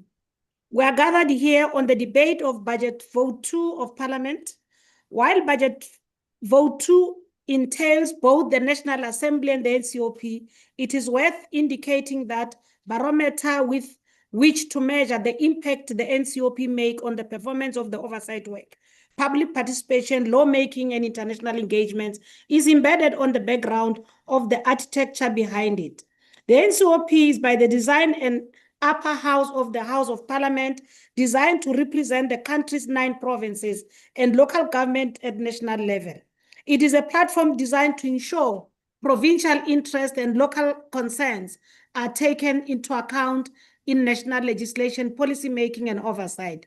Put simply, is the backdrop of South Africa's cooperative governance. It is in a uniquely South African institution designed to unite the countries across spheres of government and reflect the diversity of society in pursuing a better life for all. Its role was summed up by the former president, who was the first president of the Republic of South Africa, Tata Nelson Mandela, while addressing the NCOP on the 29th August 1997 in Cape Town, when he said, I quote, "The National Council of Provinces was set up as one of the core institutions of cooperative governance.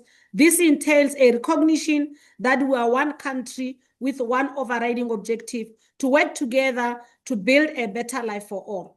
The issue facing all of us as public representatives is not so much whether a competency has been granted to this or the other sphere of government, but how to serve each individual South African through the length and breadth of the country, close quote. It is on this background that we look at the total budget allocation for vote 2. We should be able to assess if indeed the bulk of the allocation across the programs of the NCOP and the accompanying expenditure are such that they ensure that provincial interests and local concerns are taken into account in national policy making and the oversight. In being responsive to its mandate, 2 priorities of the 7th administration of Parliament in 26-27 stand out. These are firstly putting efforts in place towards enhancing mechanism to monitor government responsiveness, improve data utilization, implement accountability frameworks, and secondly, providing meaningful and adequate opportunities for people to be able to be involved in legislative and other processes. It is a fact that the 7th Parliament has historically experienced underfunding in the past, and it has continued to impose greater risks and constraints in the exercise of meaningful oversight and public participation. We should acknowledge the fact that increased budget aimed at expanding oversight work, lawmaking capacity, and public participation in all programs of Parliament, and particularly the National Council of Provinces, is crucial in providing some quick wins on service delivery across provinces and local government throughout the country. We should start by acknowledging the size of the available budget for 2026-27 financial year to gauge and assess if priorities contained in the APP of Parliament, particularly the NCOP, are responsive to the NCOP mandate. We have since acknowledged that the total allocation by National Treasury to Parliament is 3.3 billion. The increase on revenue and donor funding must be leveraged on in the near future for increased funding and oversight lawmaking capacity and participation. We should applaud the Parliament Budget Office for increased allocation on oversight, lawmaking, and public participation. This overall increase constitutes of 9% increase from the baseline. There is a need to put effort towards restoration of the dignity of our people, and this would simply mean we commit the service delivery that works. We must strive to improve quality of life or everything we do. We must strive for increased citizen and sustainable development. Chairperson, the 2026 Taking Parliament to the People was held on the 12th to the 15th May 2026 in Northwest Province. This NCOP flagship program remains critical in providing the opportunity for national reflection on issues affecting local government. This program is a direct intervention in the improvement of the lives of our people through accelerated service delivery. Chairperson, I must be able to indicate that through we should applaud the work of the NCOP working under constrained circumstances. The NCO was able to pass over 24 bills, and which is very critical, including climate change and other important bills. We should as well continue to leverage from the provincial week for increased impact on service delivery on local government throughout the country. I must indicate that as Limpopo province, we're proud that we had a successful NCOP provincial week for the past 2 years. The first one was in Waterberg, where we're able to look at some of the water treatment plants, some of the areas, including the CRU Marapong projects, just to mention the few.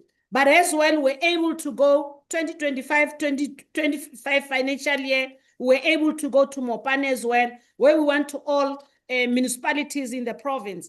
And we must be able to indicate that those visits by the NCOP, especially dealing with critical service delivery projects, which have started like water projects, as well as the Rose project, is going a long way to assist the communities. We continue to make a remarkable progress across projects visited during this period with the resumption of work on some of the abandoned projects. And we must thank and appreciate the work of the provincial government of Limpopo, because once the report is finalized, they are able to deal with some of those outstanding matters.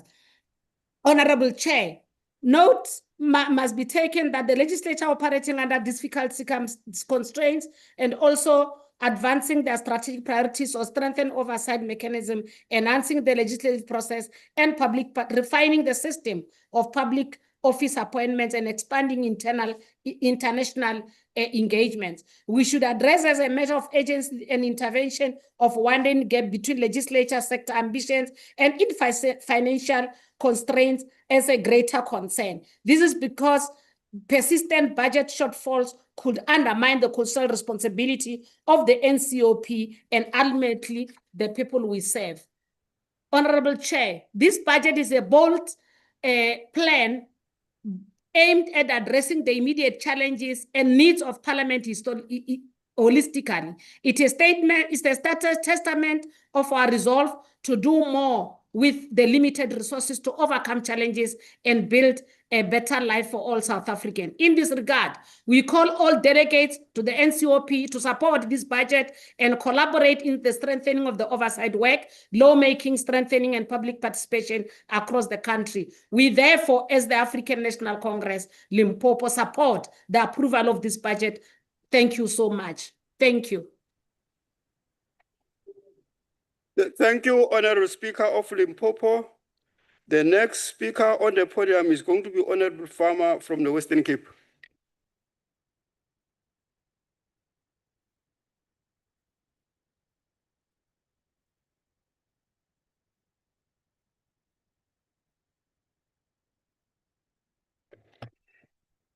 Honorable Chairperson, honorable members, and I do greet you in the name of Jesus Christ, our Lord and Savior.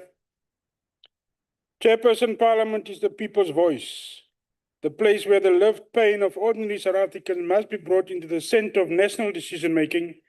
That is why this budget vote matters. Honorable Deputy Chair, maybe we should take away the salary of those not supporting the budget. The Patriotic Alliance supports this budget vote because Parliament must be properly resourced to do its constitutional work. Our support, however, comes with a clear message. This budget must be strengthened Parliament's service to the people, not just its internal administration. Honourable Chairperson, the approximately 3.344 billion to Parliament for the 26-27 financial year is not only about how much money Parliament receives. We must ask, what does the public get in return? South Africans are tired of institutions that speak about accountability but do not deliver on it. They want a Parliament that is visible, accessible, and fearless, that reaches people in rural towns, fishing communities, informal settlements, farms, townships, and the forgotten villages, exactly what we did in Northwest. Chairperson, for the Patriotic Alliance, Parliament must become more than a debating chamber. It must become a working engine of consequence. When a minister fails to answer questions properly, Parliament must follow up. When departments ignore committee recommendations, Parliament must escalate. When public money is wasted, Parliament must expose it. When communities cry out for help, Parliament must not only listen, it must act. Oversight cannot be a tick box exercise. It cannot be members flying into a province, taking photographs, holding meetings, and then disappear while the same problems remain. Oversight must produce results. If a committee visits a municipality and finds broken water systems, collapsing roads, abandoned projects, or misused funds, then Parliament must track that matter until action is taken. Honourable Chairperson, we must also speak about public participation. The Constitution requires Parliament to create a national forum where the public can consider issues and express their views. But too many citizens still feel far removed from Parliament. A farmer in the Northern Cape, a fisherman in Lambert's Bay, a mother in George, a young person in Eldorado Park, or a pensioner in a rural village must not feel that Parliament is only for politicians and lawyers. Public participation must be simplified. Committee documents must be accessible. Public notes must reach communities early. Technology must be used, but not in a way that excludes people without data or devices. Chairperson, a Parliament that claims to represent the people must speak in a way that people understand. We must reduce unnecessary bureaucracy and strengthen constituency offices. We must ensure that petitions, complaints, and community submissions do not disappear into administrative silence. The PA will always stand for a parliament to become a place where citizens can see that their voice matters. Honourable members, this budget vote must also improve the quality of parliamentary work. Members must be equipped to do a better job, draft stronger legislation, interrogate budgets properly, and follow the money. Parliament cannot allow departments to come before committees with vague answers and polished presentations while communities continue to suffer. The PA believes in straight talk, strong oversight, and consequence management. Underspending must be as worse a sin as corruption. If a department underspends while people are waiting for services, Parliament must ask why. If a budget grows but delivery collapses, Parliament must ask who benefited. If corruption is found, Parliament must demand action. In closing, Chairperson, the Patriotic Alliance support this budget. We support it because we believe Parliament must work harder, reach further, and hold government tighter. Because Parliament belongs to the people and every rand spent on Parliament must ultimately serve them. Honourable Chairperson, Muni Baizani Masagan, salute.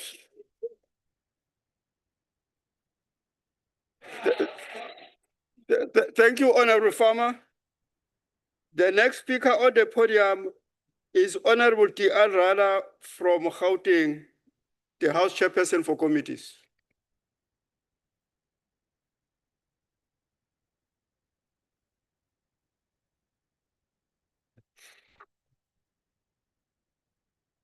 Thanks, House Chairperson. Before you start the clock, I note Honourable Farmer left about 20 seconds on the clock because for a change, he didn't highlight the by-election results. So let me congratulate the DA in Mfuleni for an historical win last night, taking a township ward from the ANC in Mfuleni in Everton, with a PA getting barely 7.5%.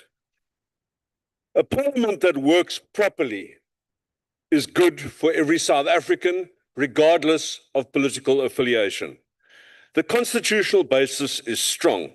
The National Assembly must provide mechanisms to ensure executive accountability and maintain oversight over executive authority and the organs of state. The NCOP has similar powers with the added constitutional purpose of providing a national forum for provincial issues. Both houses are also required to conduct their business openly and to facilitate public involvement. The powers already exist, House Chair. The problem is not the absence of powers. The problem is whether we choose to use these powers properly. Parliament must become less of a venue where government comes to explain itself and more of an institution where the executive is forced to account, where citizens see consequences, and where committees drive measurable improvement. What we need is a parliament that follows the money, follows the promises, follows the failures, and follows up in alignment to our strategy.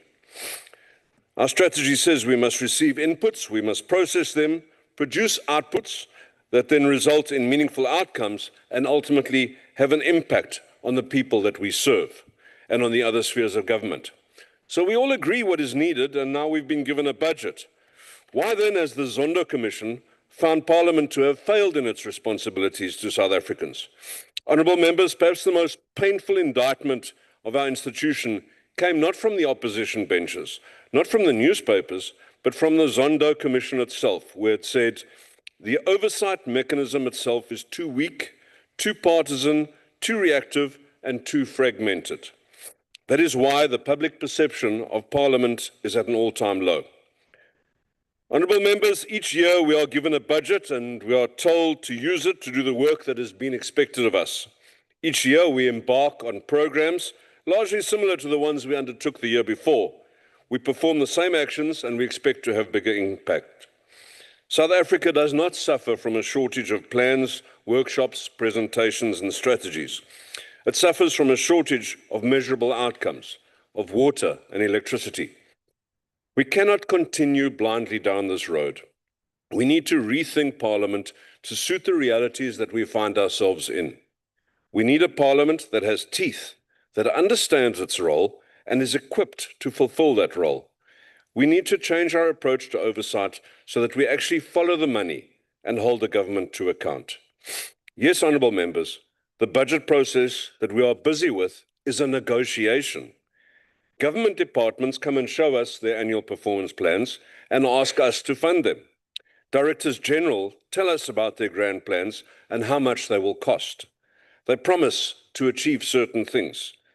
It is at this stage that we should be asking certain key questions. Is this what South Africa needs or wants? Are the planned programs going to actually improve lives? Are the measures that are proposed to establish whether the plan is being carried out effectively actually measuring the right thing? Is there value for money? Historically, members have been largely satisfied with the plans that have been presented and have thus approved the plans and granted the budget without making too many material changes. And then the annual report comes out for the department showing that 100% of the budget has been spent, but only 50% of the already soft targets were met. But there's always a promise to do better next year, and the next annual plan remains largely unchanged. But of course, the cost of delivery has gone up, so we must increase the budget by inflation plus a little bit. Oh, and sorry about the slip-ups, but no consequences will follow. Can we honestly continue like this, with the occasional site visit to a half-built site and an appropriately contrite-looking contractor summoned to appear before and take the scorn of MPs, hoping to appear in a video clip, fighting for the people? Too often, poor planning and last-minute arrangements result in weak engagements. No, members, Parliament must change. Parliament must make it excruciatingly uncomfortable for underperforming departments to come and tell us why the money that we gave them has not resulted in better outcomes for the people of South Africa. Imagine a Parliament where recommendations do not disappear into filing cabinets. Imagine oversight visits that result in repaired infrastructure instead of photographs and reports. Imagine committees able to see in real time whether conditional grants are actually reaching projects on the ground. Imagine annual reports that measure outcomes, not excuses. Imagine departments dreading to appear before committees because Parliament has done its homework. Committees are the engine room of Parliament, but the engine needs some grease to keep it operating. Sufficient time must be given to interrogate the issues, proper reports and honest reflections. MPs must be trained to properly get to the bottom of failures, and recommendations must be followed through. But it starts with Parliament itself. Parliament is not merely an office complex. It is the physical embodiment of constitutional democracy. Our institution should be a place of prestige, yet we are left to work in a place where respect is dwindling. Vacancies in critical posts are left for months. Offices promised for November still remain not in use by May. Old broomsticks are used to jam doors closed in the Marx building. Garbage litters our precinct. The Wi-Fi doesn't work. Weeds grow out of wall cavities in the NCOP building. Our gallery has been closed for a year. Our precinct is decaying. Proper leadership is needed, politically and administratively. If South Africans are to believe again that government can work for them, then Parliament must first prove that it is willing to work properly itself. We need a Parliament with teeth.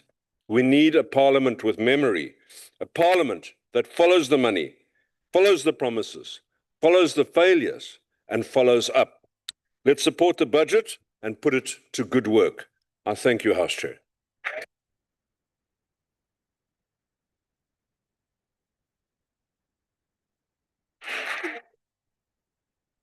Thank you, Honorable Ryder. The next speaker is on the virtual platform is the Deputy Chairperson of the committees in Mpumalanga, Honorable D.L. Muela, the former whip. Can you open? Yes. No, thank you very much, House Chair. Greetings to yourself and the colleagues, honorable members. If you may allow me, Chair, may I please switch off my video for the connectivity purposes? Yeah, allowed. Siyabonga sihlalo, siyabonga kakhulu. House Chairperson, the Chairperson of the National Council of Provinces, and all members present here today, please kindly receive my gracious greetings. This vote, Honorable House Chair, is particularly equally important as others, as it promotes and accedes to our democratic values and the founding principles of our democracy. As Parliament that is democratically elected by electorate, we are their agent and they are our principles. The people of South Africa expect from us that at all material times, we act in a more transparent manner, largely driven by their aspirations, needs, and preoccupation. In an essence, the people of South Africa are central to our democracy as it meant to serve them holistically. House Chair, part of the reasons why this democratic government resolved post-1994 to establish a bicameral parliament is a clear demonstration of a mammoth responsibility bestowed to honorable members. This decision to have two houses departs from our historic reality where certain population groups were pushed on a periphery or rather deliberately disengaged from participating in decisions that affect their lives. Therefore, House Chair, the existence and focus of our parliament cannot be repudiated in advancing democracy, considering, of course, the council's past inequalities, non-recognition of non-white rights, and the entire question of citizenship. Today, I can categorically state that, and without any prospect of contradiction, that all South Africans, despite race, location, socio-economic variations, are involved in the decision-making processes with members of parliament whom they have democratically elected. What I have just highlighted are the founding values of our constitutional democracy. As a representative of the people, Parliament advances and accede to the constitutional democracy on various aspects, often intertwined. The fact that we are constitutionally mandated to discharge our obligation is a confirmation, House Chair, that the central beneficiaries are the people of South Africa. At all material times, we must be transparent on our work, and in this instance, legislative oversight and accountability is rooted in the relationship between the executive and the parliament. The relationship between the two branches of government is founded on the background of the South African model of the separation of powers.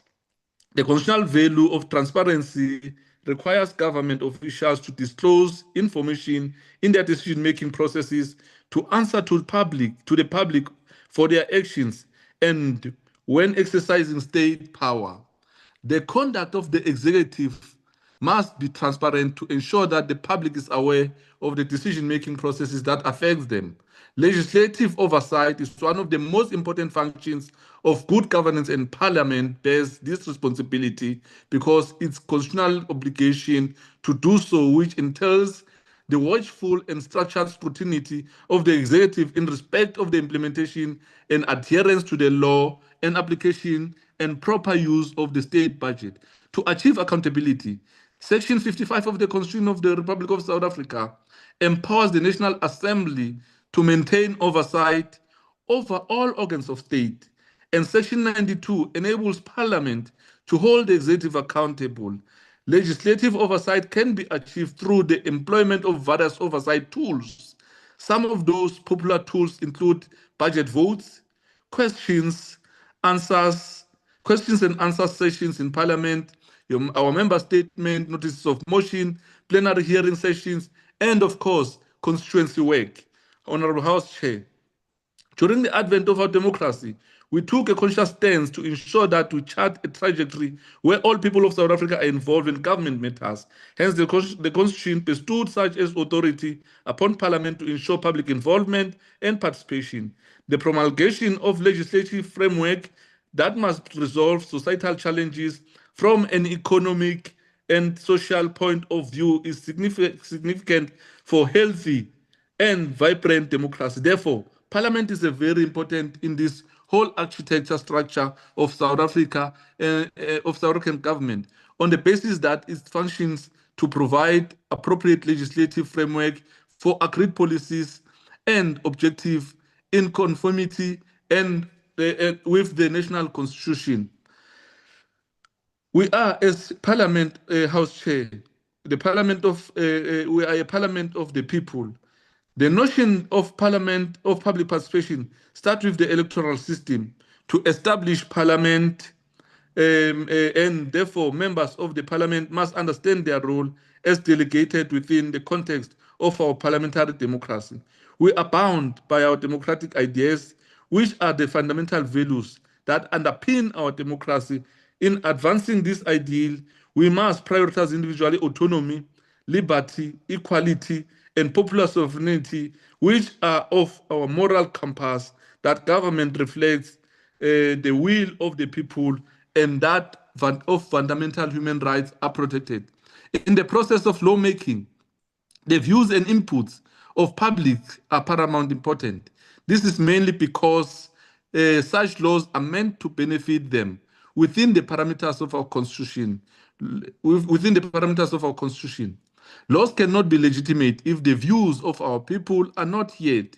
Equally, we are expected from time to time to interact with our constituency, to listen to them and act accordingly.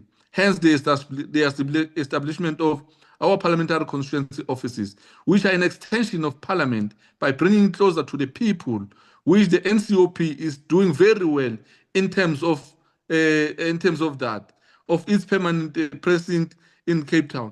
Lastly, Honorable Chairperson and House Chair,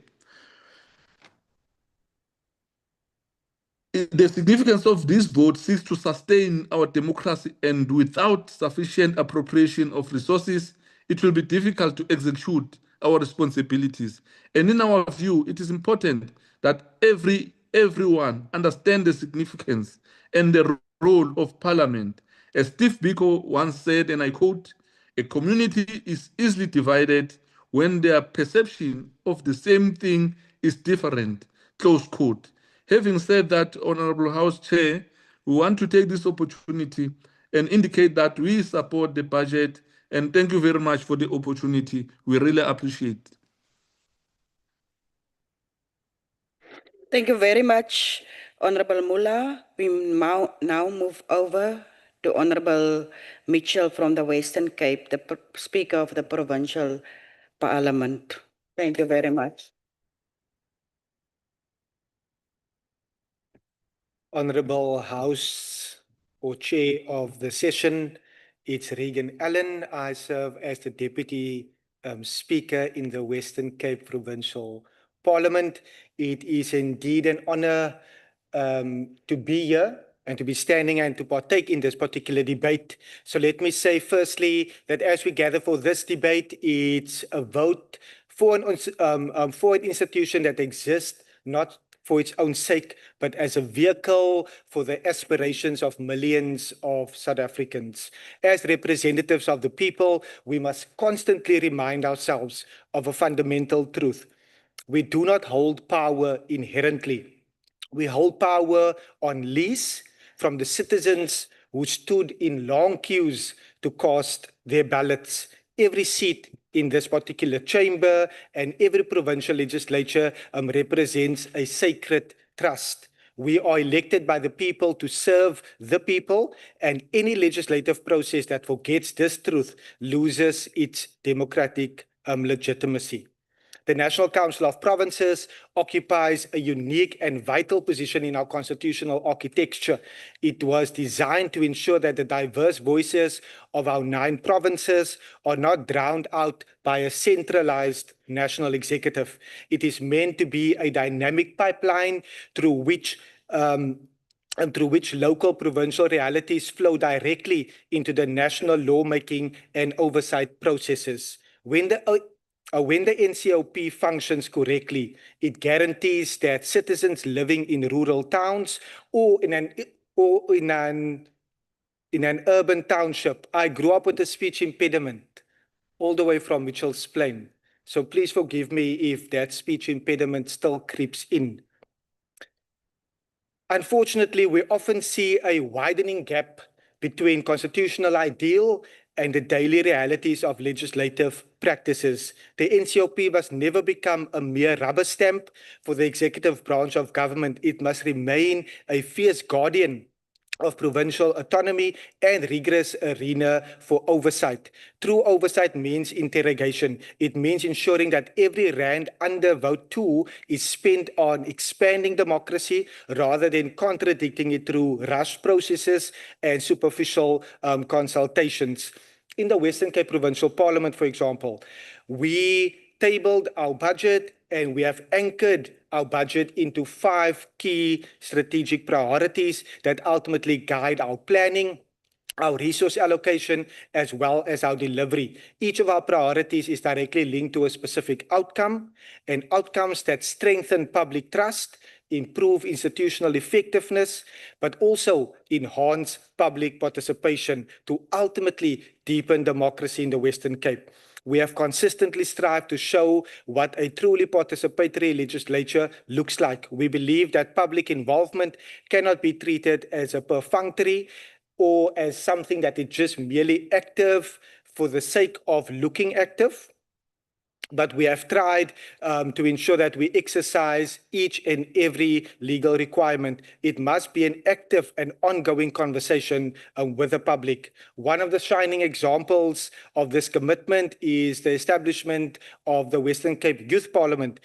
That particular initiative is structured and institutionalized platform where young people from all walks of life across the Western Cape come together to debate pressing issues of our time. They debate the economy, safety, and local governance. Most importantly, the resolutions adopted by Youth Parliament do not gather dust on a shelf. They are formally channeled directly into the relevant standing committees for consideration and action. This is how we build and believe to build a civic pipeline by showing the next generation that their voices can genuinely shape the legislative agenda. When we look at the national sphere, however, we see a deeply concerning trend that threatens to undermine the very foundation of public participation. The ongoing legal battle, and earlier on, the Honorable Badenhorst spoke about the Zondo Commission and what came out in the Zondo Commission. We also cannot forget what happened in this particular house and in the NA in the year 2023. Which dealt directly with the NHI, and that particular ongoing legal battle at the Constitutional Court, court regarding the National Health Insurance Act is a stark and historic warning. The Western Cape government has taken the necessary steps to challenge this legislation because the path taken to pass it represents a total breakdown of constitutional duty. The core of the challenge is not about the abstract merits of universal healthcare, which we all support in principle. However, it is a blatant failure of Parliament and the NCOP to ultimately facilitate meaningful public participation as explicitly demanded by sections 59 and 72 of our Constitution. During that particular process of the National Health Insurance Bill, the legislative timeframes was heavily compressed. An 8-week window was forced through, making it completely impossible to conduct deep and reasonable public engagement across expansive geographic regions. Furthermore, hundreds of thousands of substantive written submissions from citizens, healthcare professionals, and provincial stakeholders were effectively sidelined and ignored. They were ignored to such an extent in order to rush the legislation through the archives of Parliament. That, honourable members, was an insult to the electorate. We cannot claim to govern in the name of the people while actively silencing the warnings and the insights. The landmark Doctors of Life judgment established long ago that the legislation carries massive social and economic consequences, and that threshold for reasonable public participation rises significantly. The National Parliament failed that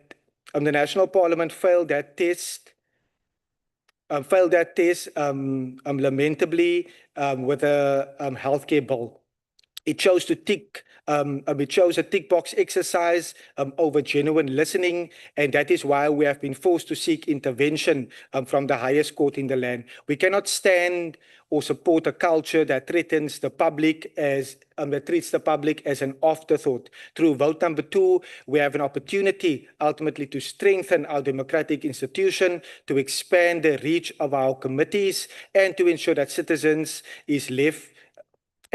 no citizen is left out of the lawmaking process. The Western Cape Provincial Parliament will continue to defend constitutional rights of our people to be heard, to be respected, and to be included.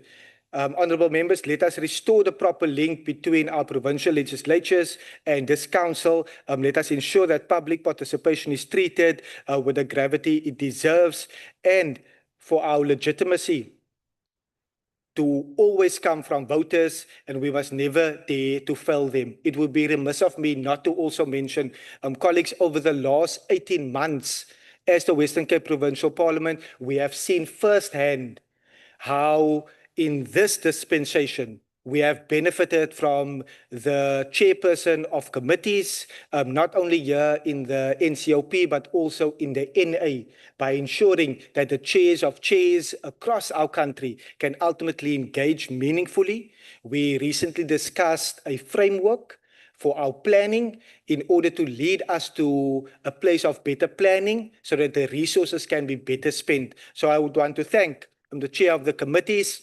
and for the role that he has played, and we look forward to continued valuable working relationships. Thank you so much. I have 1 minute and 26 seconds remaining. So before I'm accused of not taking all my time, let me also say thank you to the work that you do.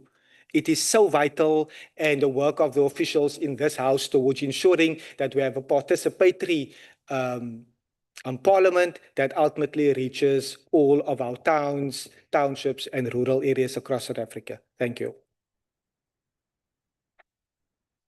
Thank you very much to Honorable Yellen, and sorry for the mistake, Honorable Yellen, in the first place, but maybe I predicting. And you must receive.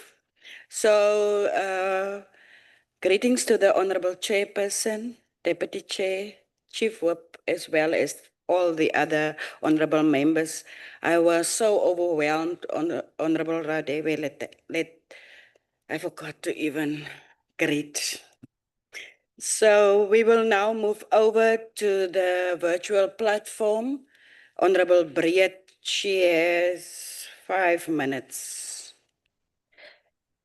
Dankie, agbare komitee-voorsitter. Dit is goed om u daar op die stoel te sien vandag, en baie sterkte met daai werk.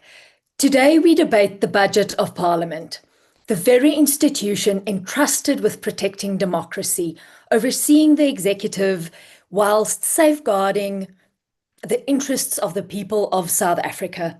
It is therefore deeply concerning that the information before us is so limited in detail. The ENE gives us broad figures, but very little substance. There's limited information on spending patterns, program performance, and even the rebuilding of Parliament after the devastating fire. That creates a serious challenge for proper oversight.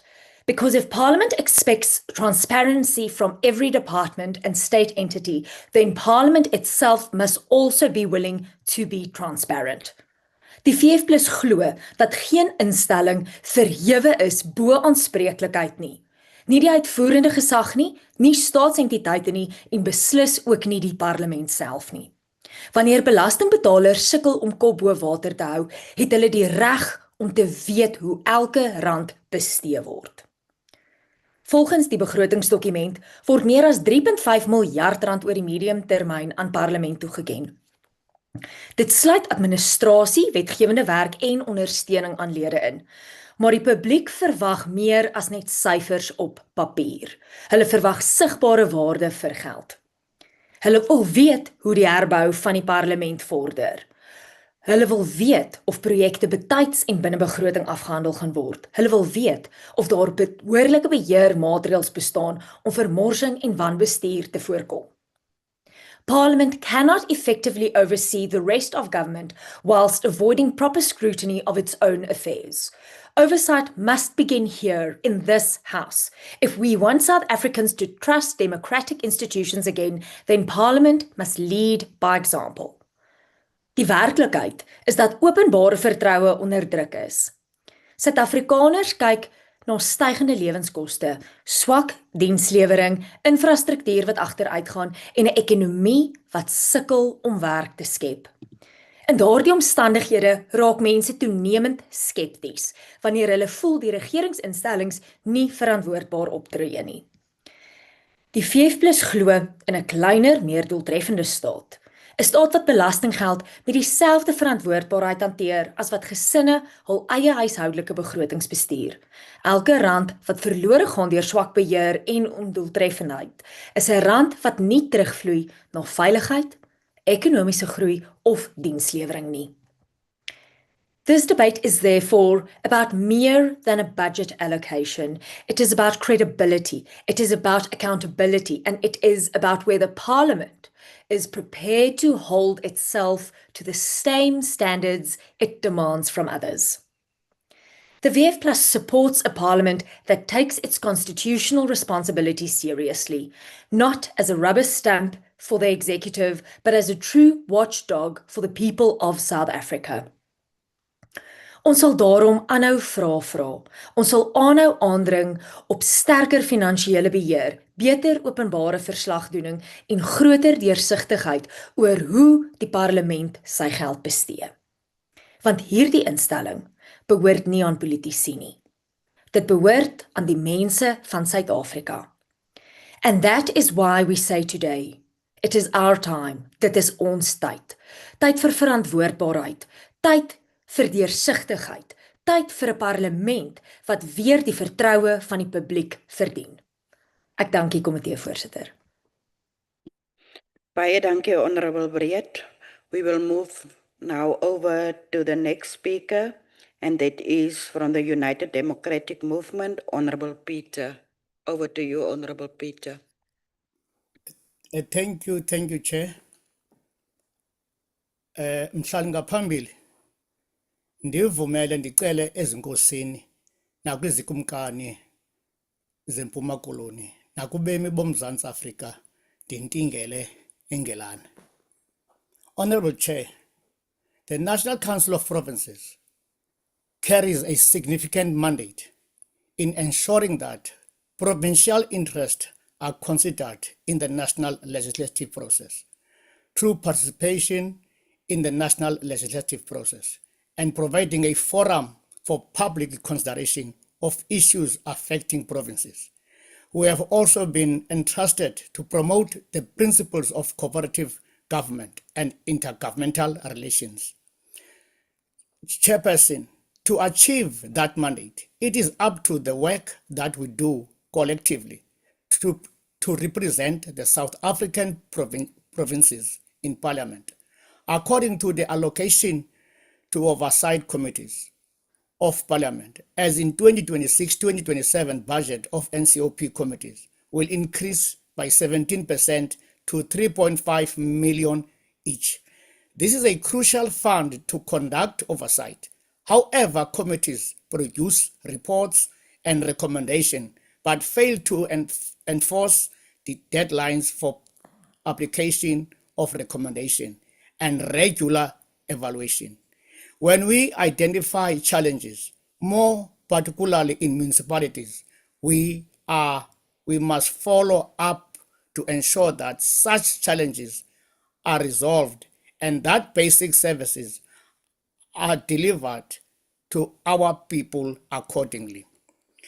For us to do our job correctly and serve the needs of our respective provinces, we must acknowledge that the people are the source of power, and the authority and the power we exercise belongs to the people.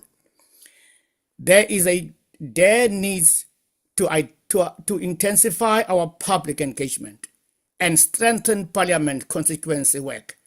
Taking Parliament to the people should be done regularly to gain first-hand experience.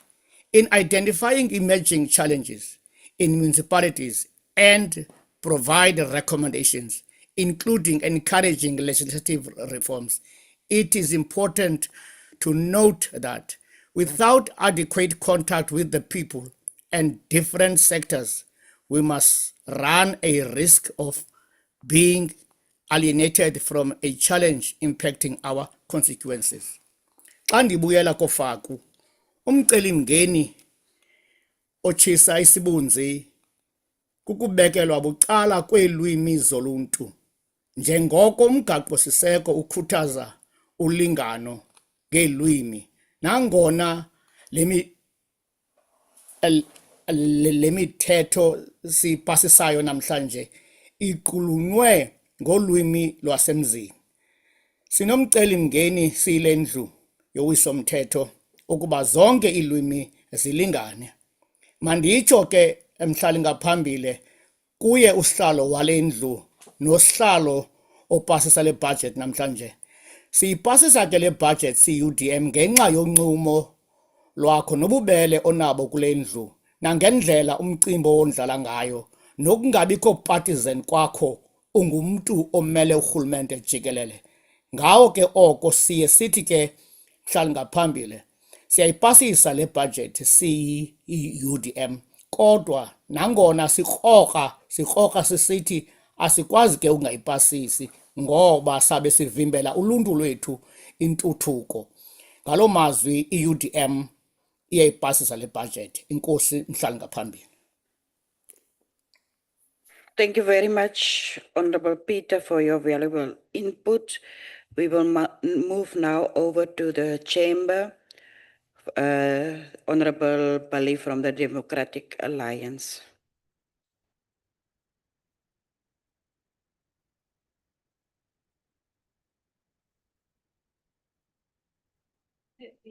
Honorable Acting Chair, fellow South Africans, as this debate draws to a close, we must remind ourselves why Parliament exists.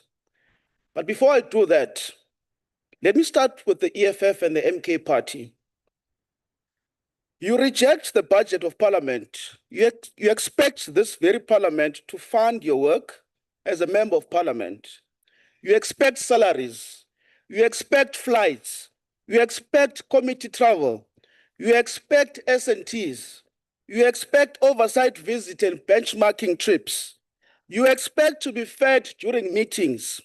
Yet you reject the very budget that keeps this institution functioning. Quite bizarre. In fact, that is probably the one budget that all of us should support, because without it, none of us can perform our constitutional duties. Although, Chairperson, judging by recent developments, it appears some in the MK Party may currently have a chief interest in extortion than in appropriations. Honorable members, all of us in this House must ask ourselves a simple question. What real impact have we made in the lives of people who sent us here? How have we used Parliament, our committees, and our oversight powers to change the trajectory of our communities? Because Parliament is not just a place for speeches. It is not a fashion show for suits and dresses. And it is certainly not a place to compete over who can quote the most philosophers or liberation slogans. Quite recently, the ANC has been using and abusing Amilcar Cabral, saying, telling no lies, tell no lies, claim no easy victories. That is not what we're here for. Chairperson, Parliament does not exist merely to adopt reports. We are here to defend the people of South Africa through accountability, oversight, and constitutional governance. And the people we represent here are under immense pressure. Communities are battling with collapsing municipalities, failing infrastructure, rising crime, corruption, unemployment, and poor public services. Against this reality, Parliament must ask itself a difficult question. Are we making enough difference in the lives of ordinary South Africans? Chairperson, because the true measure of Parliament is not how many meetings we hold, Honorable Mokwele Limbombo. The true measure is whether government departments fear accountability and whether communities see results. That is the true measure of Parliament. Honorable Chairperson, oversight cannot become a box-ticking exercise. Oversight without consequence becomes a theater. Across KwaZulu-Natal and other provinces, we continue to encounter communities failed by government. We see police stations operating under unacceptable conditions, collapsing infrastructure, and public institutions under severe strain. Parliamentary oversight must not end in committee rooms, honorable members. It must expose failures. It must force intervention. It must protect public money, and it must improve service delivery. And where oversight is strong, results follow. Where oversight is weak, corruption and dysfunction flourish. Honorable members, Parliament itself must also lead by example. As my colleague, Honorable Badenhorst has said, if we demand transparency from departments and entities, then Parliament itself must remain transparent and accessible and accountable. South Africans deserve meaningful access to parliamentary proceedings. Public participation cannot be treated as a secondary issue in a constitutional democracy. And yes, Parliament must also explain how the Secretary to Parliament managed to secure such a significant salary increase while South Africans are suffering economically while the ANC and the MK party protects him. This budget, therefore, cannot merely sustain administration. It must strengthen accountability, it must strengthen oversight, and it must strengthen public trust.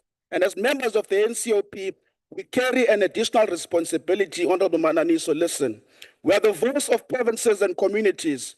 The NCOP cannot become disconnected from lived realities of our people. We must remain rooted in the struggles of rural communities, failing municipalities, collapsing infrastructures, and communities demanding dignity. So, honorable members, the strength of Parliament will never be found in buildings and budgets alone. Its strength lies in whether it protects democracy, defends accountability, and delivers hope to the people of South Africa. And let me end with this. We are not defenders of ministers. We are not defenders of political parties. We are not defenders of government failure. We are defenders of people of South Africa. Listen, we must never use Parliament to defend the indefensible. So let us work. Let us do the work the people sent us to do here. The DA will continue fighting for Parliament that works for the people, one that merely watches government failures from, not the one that merely watches government failures from a distance. Listen, Honorable Mananiso, I thank you.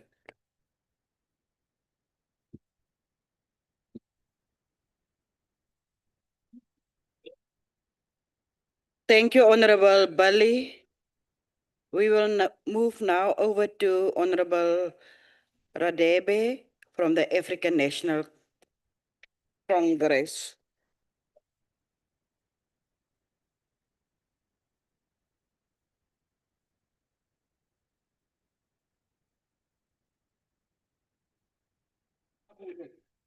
Honorable Chairperson of this session, Chairperson of the NCOP, Deputy Chairperson, Permanent and Special Delegates of the NCOP, representatives of organized local government, management and parliamentary support staff, distinguished guests, ladies and gentlemen, Dumelang, Sanibonani. Anginamona, anginanzondo, kuphela ngidumisa i-African National Congress. I-ANC iyayisupporta le budget ngokuba nakho ezokwenza. One, today as we debate the Parliament budget vote 2 and the critical policy imperatives that guide our path, we do so at a moment etched deeply in the consciousness of our continent. This debate takes place in the month that carries a profound resonance for all of us. It is taking place during the Africa Month, the epoch in which Africa Day was conceived in 1963, when the leaders of our continent gathered in Addis Ababa to ignite the flame of unity, hope, and progress. As we debate the budget and priorities of this Parliament, we are called upon to remember that our actions reverberate far beyond these chambers They echo across the Africa's mountains, rivers, townships, and cities. Honorable members, our parliament stands not only as the custodian of our people's will, but as a beacon for Africa's collective destiny. We are leaders in a continent striving for peace, prosperity, and dignity. History compels us to act with vision. As we mark this legacy and live in spirit of Africa Day, I invoke the words of our beloved Tata Nelson Mandela, who once said, I quote, "I am because we are. I can never be what I ought to be until you are what you ought to be," unquote. These words remind us that South Africa's destiny is bound to the continent's destiny. The policy choices we make today on international cooperation, on peace and security, on trade and innovation must bear the fingerprint of African unity and self-determination. Our international relations program must be robust, expanding parliamentary diplomacy, supporting the Africa Continental Free Trade Area, and lending the weight to Africa's call for reform of global governance. This budget vote of Parliament is not simply a transaction of numbers. It is a statement of intent. It is about positioning Parliament to be an active force in shaping the future of Africa. In a world marked by shifting geopolitics, new alliances, and persistent challenges, Parliament must wield its budget and influence to ensure that South Africa is at the forefront of shaping equitable world order. We must be the architects of our own narrative, refusing to be defined by others. On Parliament's international work, honorable delegates, Parliament's engagement in international relations is informed by South Africa's foreign policy and parliamentary diplomacy imperatives. In turn, this is an expression of the democratic values of our country entrenched in our constitution. The vision of our Parliament is to create a better Africa, a better world. Engagement in international relations is important in achieving our country's goal of improving the equality of life of South Africans. Our participation in parliamentary platforms includes advancing motions and resolutions of key issues on our national agenda: human rights, democratic advancements, health, women development and empowerment, and gender equality. We also employ alternative methods of engagement. These include knowledge sharing on processes and procedures, legislative and policy alignment with country groupings, and promoting the democratic electoral system through our election observer mission. During 2025, in the first and second quarter, also in the first and second quarter of 2026, this Parliament continued its work on regional, continental, and multilateral institutions. It further adopted the following agreements: 1, protocol to the agreement establishing the African Continental Free Trade Area on competition policy, protocol to the agreement establishing the African Continental Free Trade Area on women and youth trade. It also ratified the agreement on the establishment of the Africa Export and Import Bank and the government of the Republic of South Africa. Honorable Chairperson, I wish to take a moment to reflect the subject of international agreements as the integral component of the strategic priorities identified by the seventh Parliament. Consequently, Parliament has a responsibility to not only ratify, but also to vigilantly monitor the implementation and impact of these international agreements. In this regard, our oversight function requires that we carefully assess whether these agreements are advancing our national interests, upholding the rights and well-being of our citizens, and contributing positively to our developmental aspirations. Parliament's international relations must address both cross-cutting development themes as well as implementation modalities. Furthermore, in keeping with our government's foreign policy, the seventh Parliament will focus substantively on the consideration of the Africa Agenda 2063. That's why one of the strategic priorities of Parliament is that Parliament is to improve international engagement, and Parliament to shape the global agenda and improve monitoring of international agreements. In this regard, we will continue growing our substantive engagements and participation with key regional and continental and international structures, including Commonwealth Parliamentary Association, the Pan-African Parliament, the SADC Parliamentary Forum, and the IPU. In September this year, South African Parliament will host the 69th Commonwealth Parliamentary Conference. The hosting of the 69th Commonwealth Parliamentary Conference presents a remarkable opportunity for our Parliament to establish a meaningful and enduring legacy for the seventh Parliament. It will position our parliament as the leader on the global stage and set a high standard for the future parliamentary sessions. As I said, that the parliament will shape the global agenda. This very parliament of the Republic of South Africa, honorable members, deserves to be appreciated for its visionary leadership in spearheading the transformation of the CPA into an internationally recognized parliamentary organization. For more than 100 years, it was a charity organization which was registered in London, but today this year it's going to become an international parliamentary organization. When we host the 6th Commonwealth Parliamentary Conference in September in Cape Town, the Commonwealth Parliamentary Association will have undergone a transformative evolution, transitioning from its long-standing as a charity organization to that of an international parliamentary organization equipped with diplomatic privileges. That's what this parliament is doing.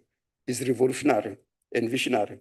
Last year, honorable members, our parliament successfully convened the 11th G20 Parliamentary Speakers Forum, welcoming parliamentary leaders from G20 nations and invited countries. The 11th P20 Summit marked a transformative moment, signaling the shift in the role of parliaments from traditional deliberative bodies to engines of global change. South Africa's leadership was instrumental in emphasizing that solidarity, equality, sustainability are not just aspirational ideas, but urgent imperatives demanding immediate legislative action and sustained international cooperation. This summit focus areas included the disaster resilience, just energy transition, financing, debt sustainability, critical minerals governance, and youth and women empowerment. Honorable members, the summit culminated in a successful adoption of a joint declaration by consensus. The adopted joint declaration of the P20 summit will be referred to the relevant parliamentary committees for a comprehensive consideration on policy alignment and coordination. Honorable members, what is also very important on my portfolio is that I deal with member support. The portfolio of member support stands as a cornerstone in empowering our esteemed members to fulfill their constitutional duties with excellence, integrity, and dedication. The work of ensuring that every member is equipped and trained, supported to discharge their roles effectively and efficiently is not merely administrative. It is a vital enabler of a democratic governance and service to the nation. Our collective commitment to robust member support signifies our determination to uphold the highest standards of parliamentary performance and accountability. Central to the delivery of this mandate is the Member Support Facility Forum, an esteemed advisory board to the executive authority on all matters relating to member support. That's why, as I'm standing here, I can proudly say that since the inception of the 7th Parliament, we've got 85 buzzers who are parliamentarians. Those buzzers are funded fully by the Parliament of the Republic of South Africa. This support has enabled our members to pursue qualifications across a wide range of levels and across the political parties, including 32 undergraduate degrees, 23 master's degrees, 7 doctorate and PhD students, as well as honors, postgraduate diplomas, certificates, and foundational qualifications. This spread of qualification demonstrates a diverse and inclusive approach to capacity building, supporting members at the different stages of their educational and developmental journeys. It is importantly, this aligns with the capacity building policy, which recognizes that members require continuous development opportunities to enhance their knowledge, skills, competencies in line with their constitutional responsibilities. So, Honorable Ryder, definitely this parliament has got visionary leadership in the administrative sector, even political. But what is important here, Honorable Ryder, as my counter chairperson, I think that we must really listen to the Deputy Speaker of the Legislature of the Western Cape. He was very appreciative of the work done by this House. So I think that every member of this House must appreciate what the Deputy Speaker of the Western, Honorable Allen, has said about this House. He was very appreciative of this House. Number two, I'll also go to what Honorable Billy and Honorable Badenhorst were raising. What they were raising here about the salary and the appointment of the STP. I think that they were not giving the full information. One of the things which we must do as parliament is to respect the laws of the country. And in the constitution of the country, there's chapter 9 institutions. In the chapter 9 institution, we're expected as the parliamentarians to abide by the decisions of those institutions unless we take them for review in the courts.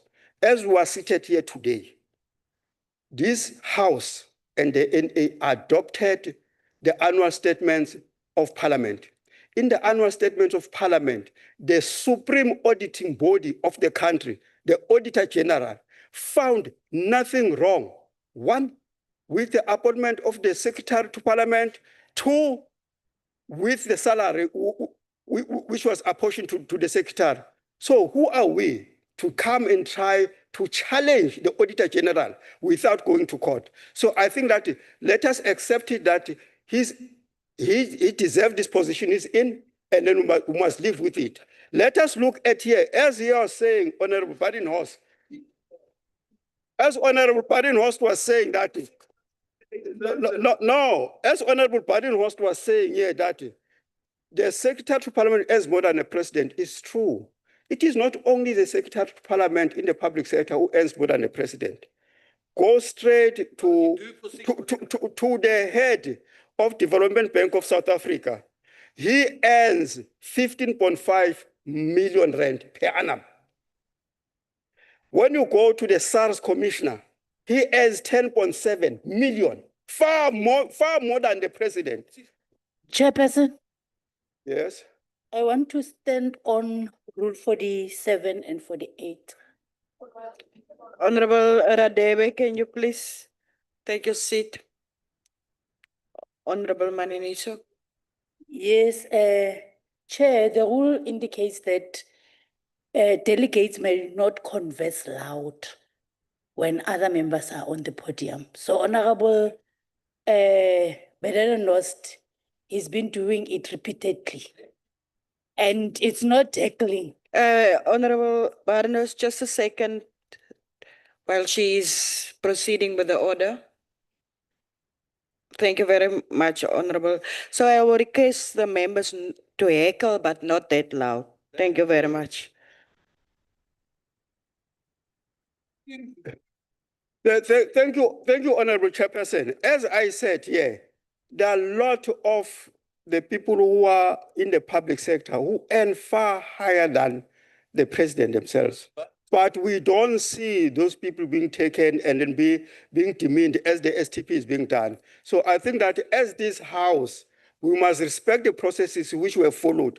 The Auditor General has approved the financial statements of Parliament, and there was nothing amiss about the salary of the STP and his appointment. So we cannot open that now.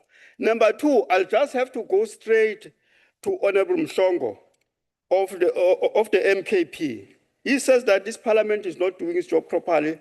The issue of the rebuilding of Parliament is behind schedule. Yes, it can be behind schedule. You know why? Because Parliament is a heritage site. You just don't bring a contractor in and build.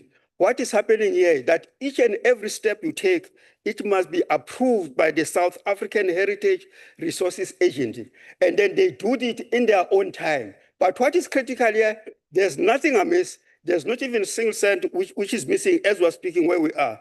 It's very unfortunate that Honorable Harik has left. But what if you have looked through the budget, who will have seen that for the first time in the history of this Parliament, the budget of the committees of the NCOP is higher than that of the budget of the NA committees. So you must appreciate that there's visionary leadership here.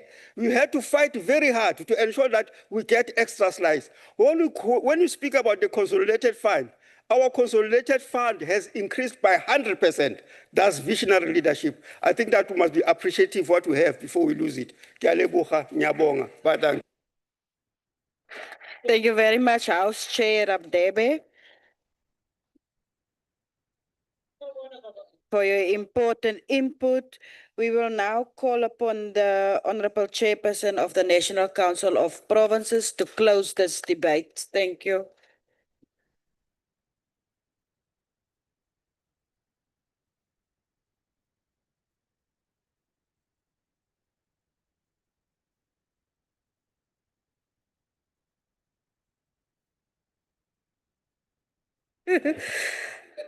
Honorable Chairperson, thank you very much for the opportunity.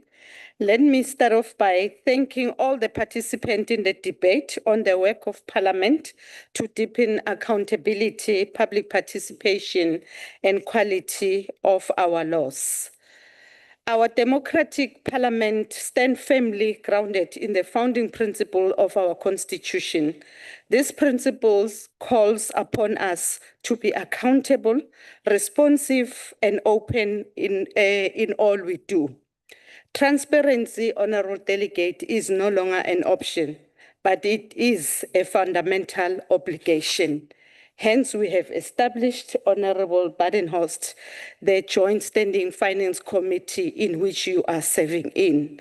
The matters that have been raised here, they have been ventilated in that committee. And accordingly, decisions were taken. And as EA, we have to adhere to the decision and continuously report to the committee. Now, this commitment is further reinforced through the Farm Plan. Through this act, Parliament ensures openness in its planning, budgeting, and implementation process. Just in last week, we were held up in that committee precisely discussing these three fundamental issues that I have just raised. It also enables consistent monitoring of expenditure, promoting responsible use of public resources. Now, the Deputy Speaker of Western Cape spoke so passionately about NHI legislative processes. Now, having listened to him, one would think that their voice was silenced. I want to remind the Deputy Speaker that Western Cape Legislature missed the submission deadline on NHI. You submitted your negotiation and final mandate on the 24th and the 27th of November 2023, respectively. The committee, once again, convened to deliberate on the mandate submitted lately by the Western Cape Legislature, because this House values every input and would not have suppressed the voice of the people in the process that impacts their lives. Once again, honorable members, we really want to thank you for the valuable inputs that you have made in this debate. They strengthen the work that we are doing as a collective, because we remain accountable as Parliament to the people of South Africa and also to your good self. And therefore, it would be important that from time to time, we account on the work that we are doing as executive authority of this institution. And there shouldn't be any favor that you are doing us. And I've not heard of any party when we meet in the Joint Standing Committee that favors a particular political party.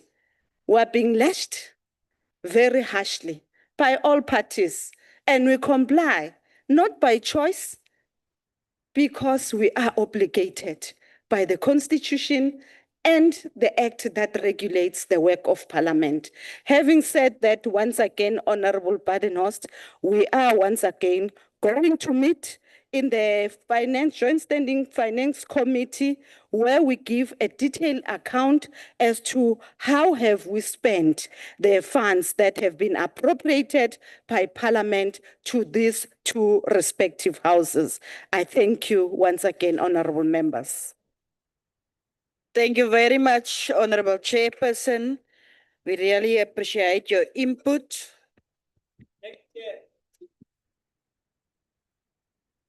Just because it's the chair, I will allow. I would like to thank all permanent delegates, MECs, and all special delegates, as well as SALGA representatives, for availing themselves for the sitting. Honorable delegates, this concludes the business of the day. The House stands adjourned.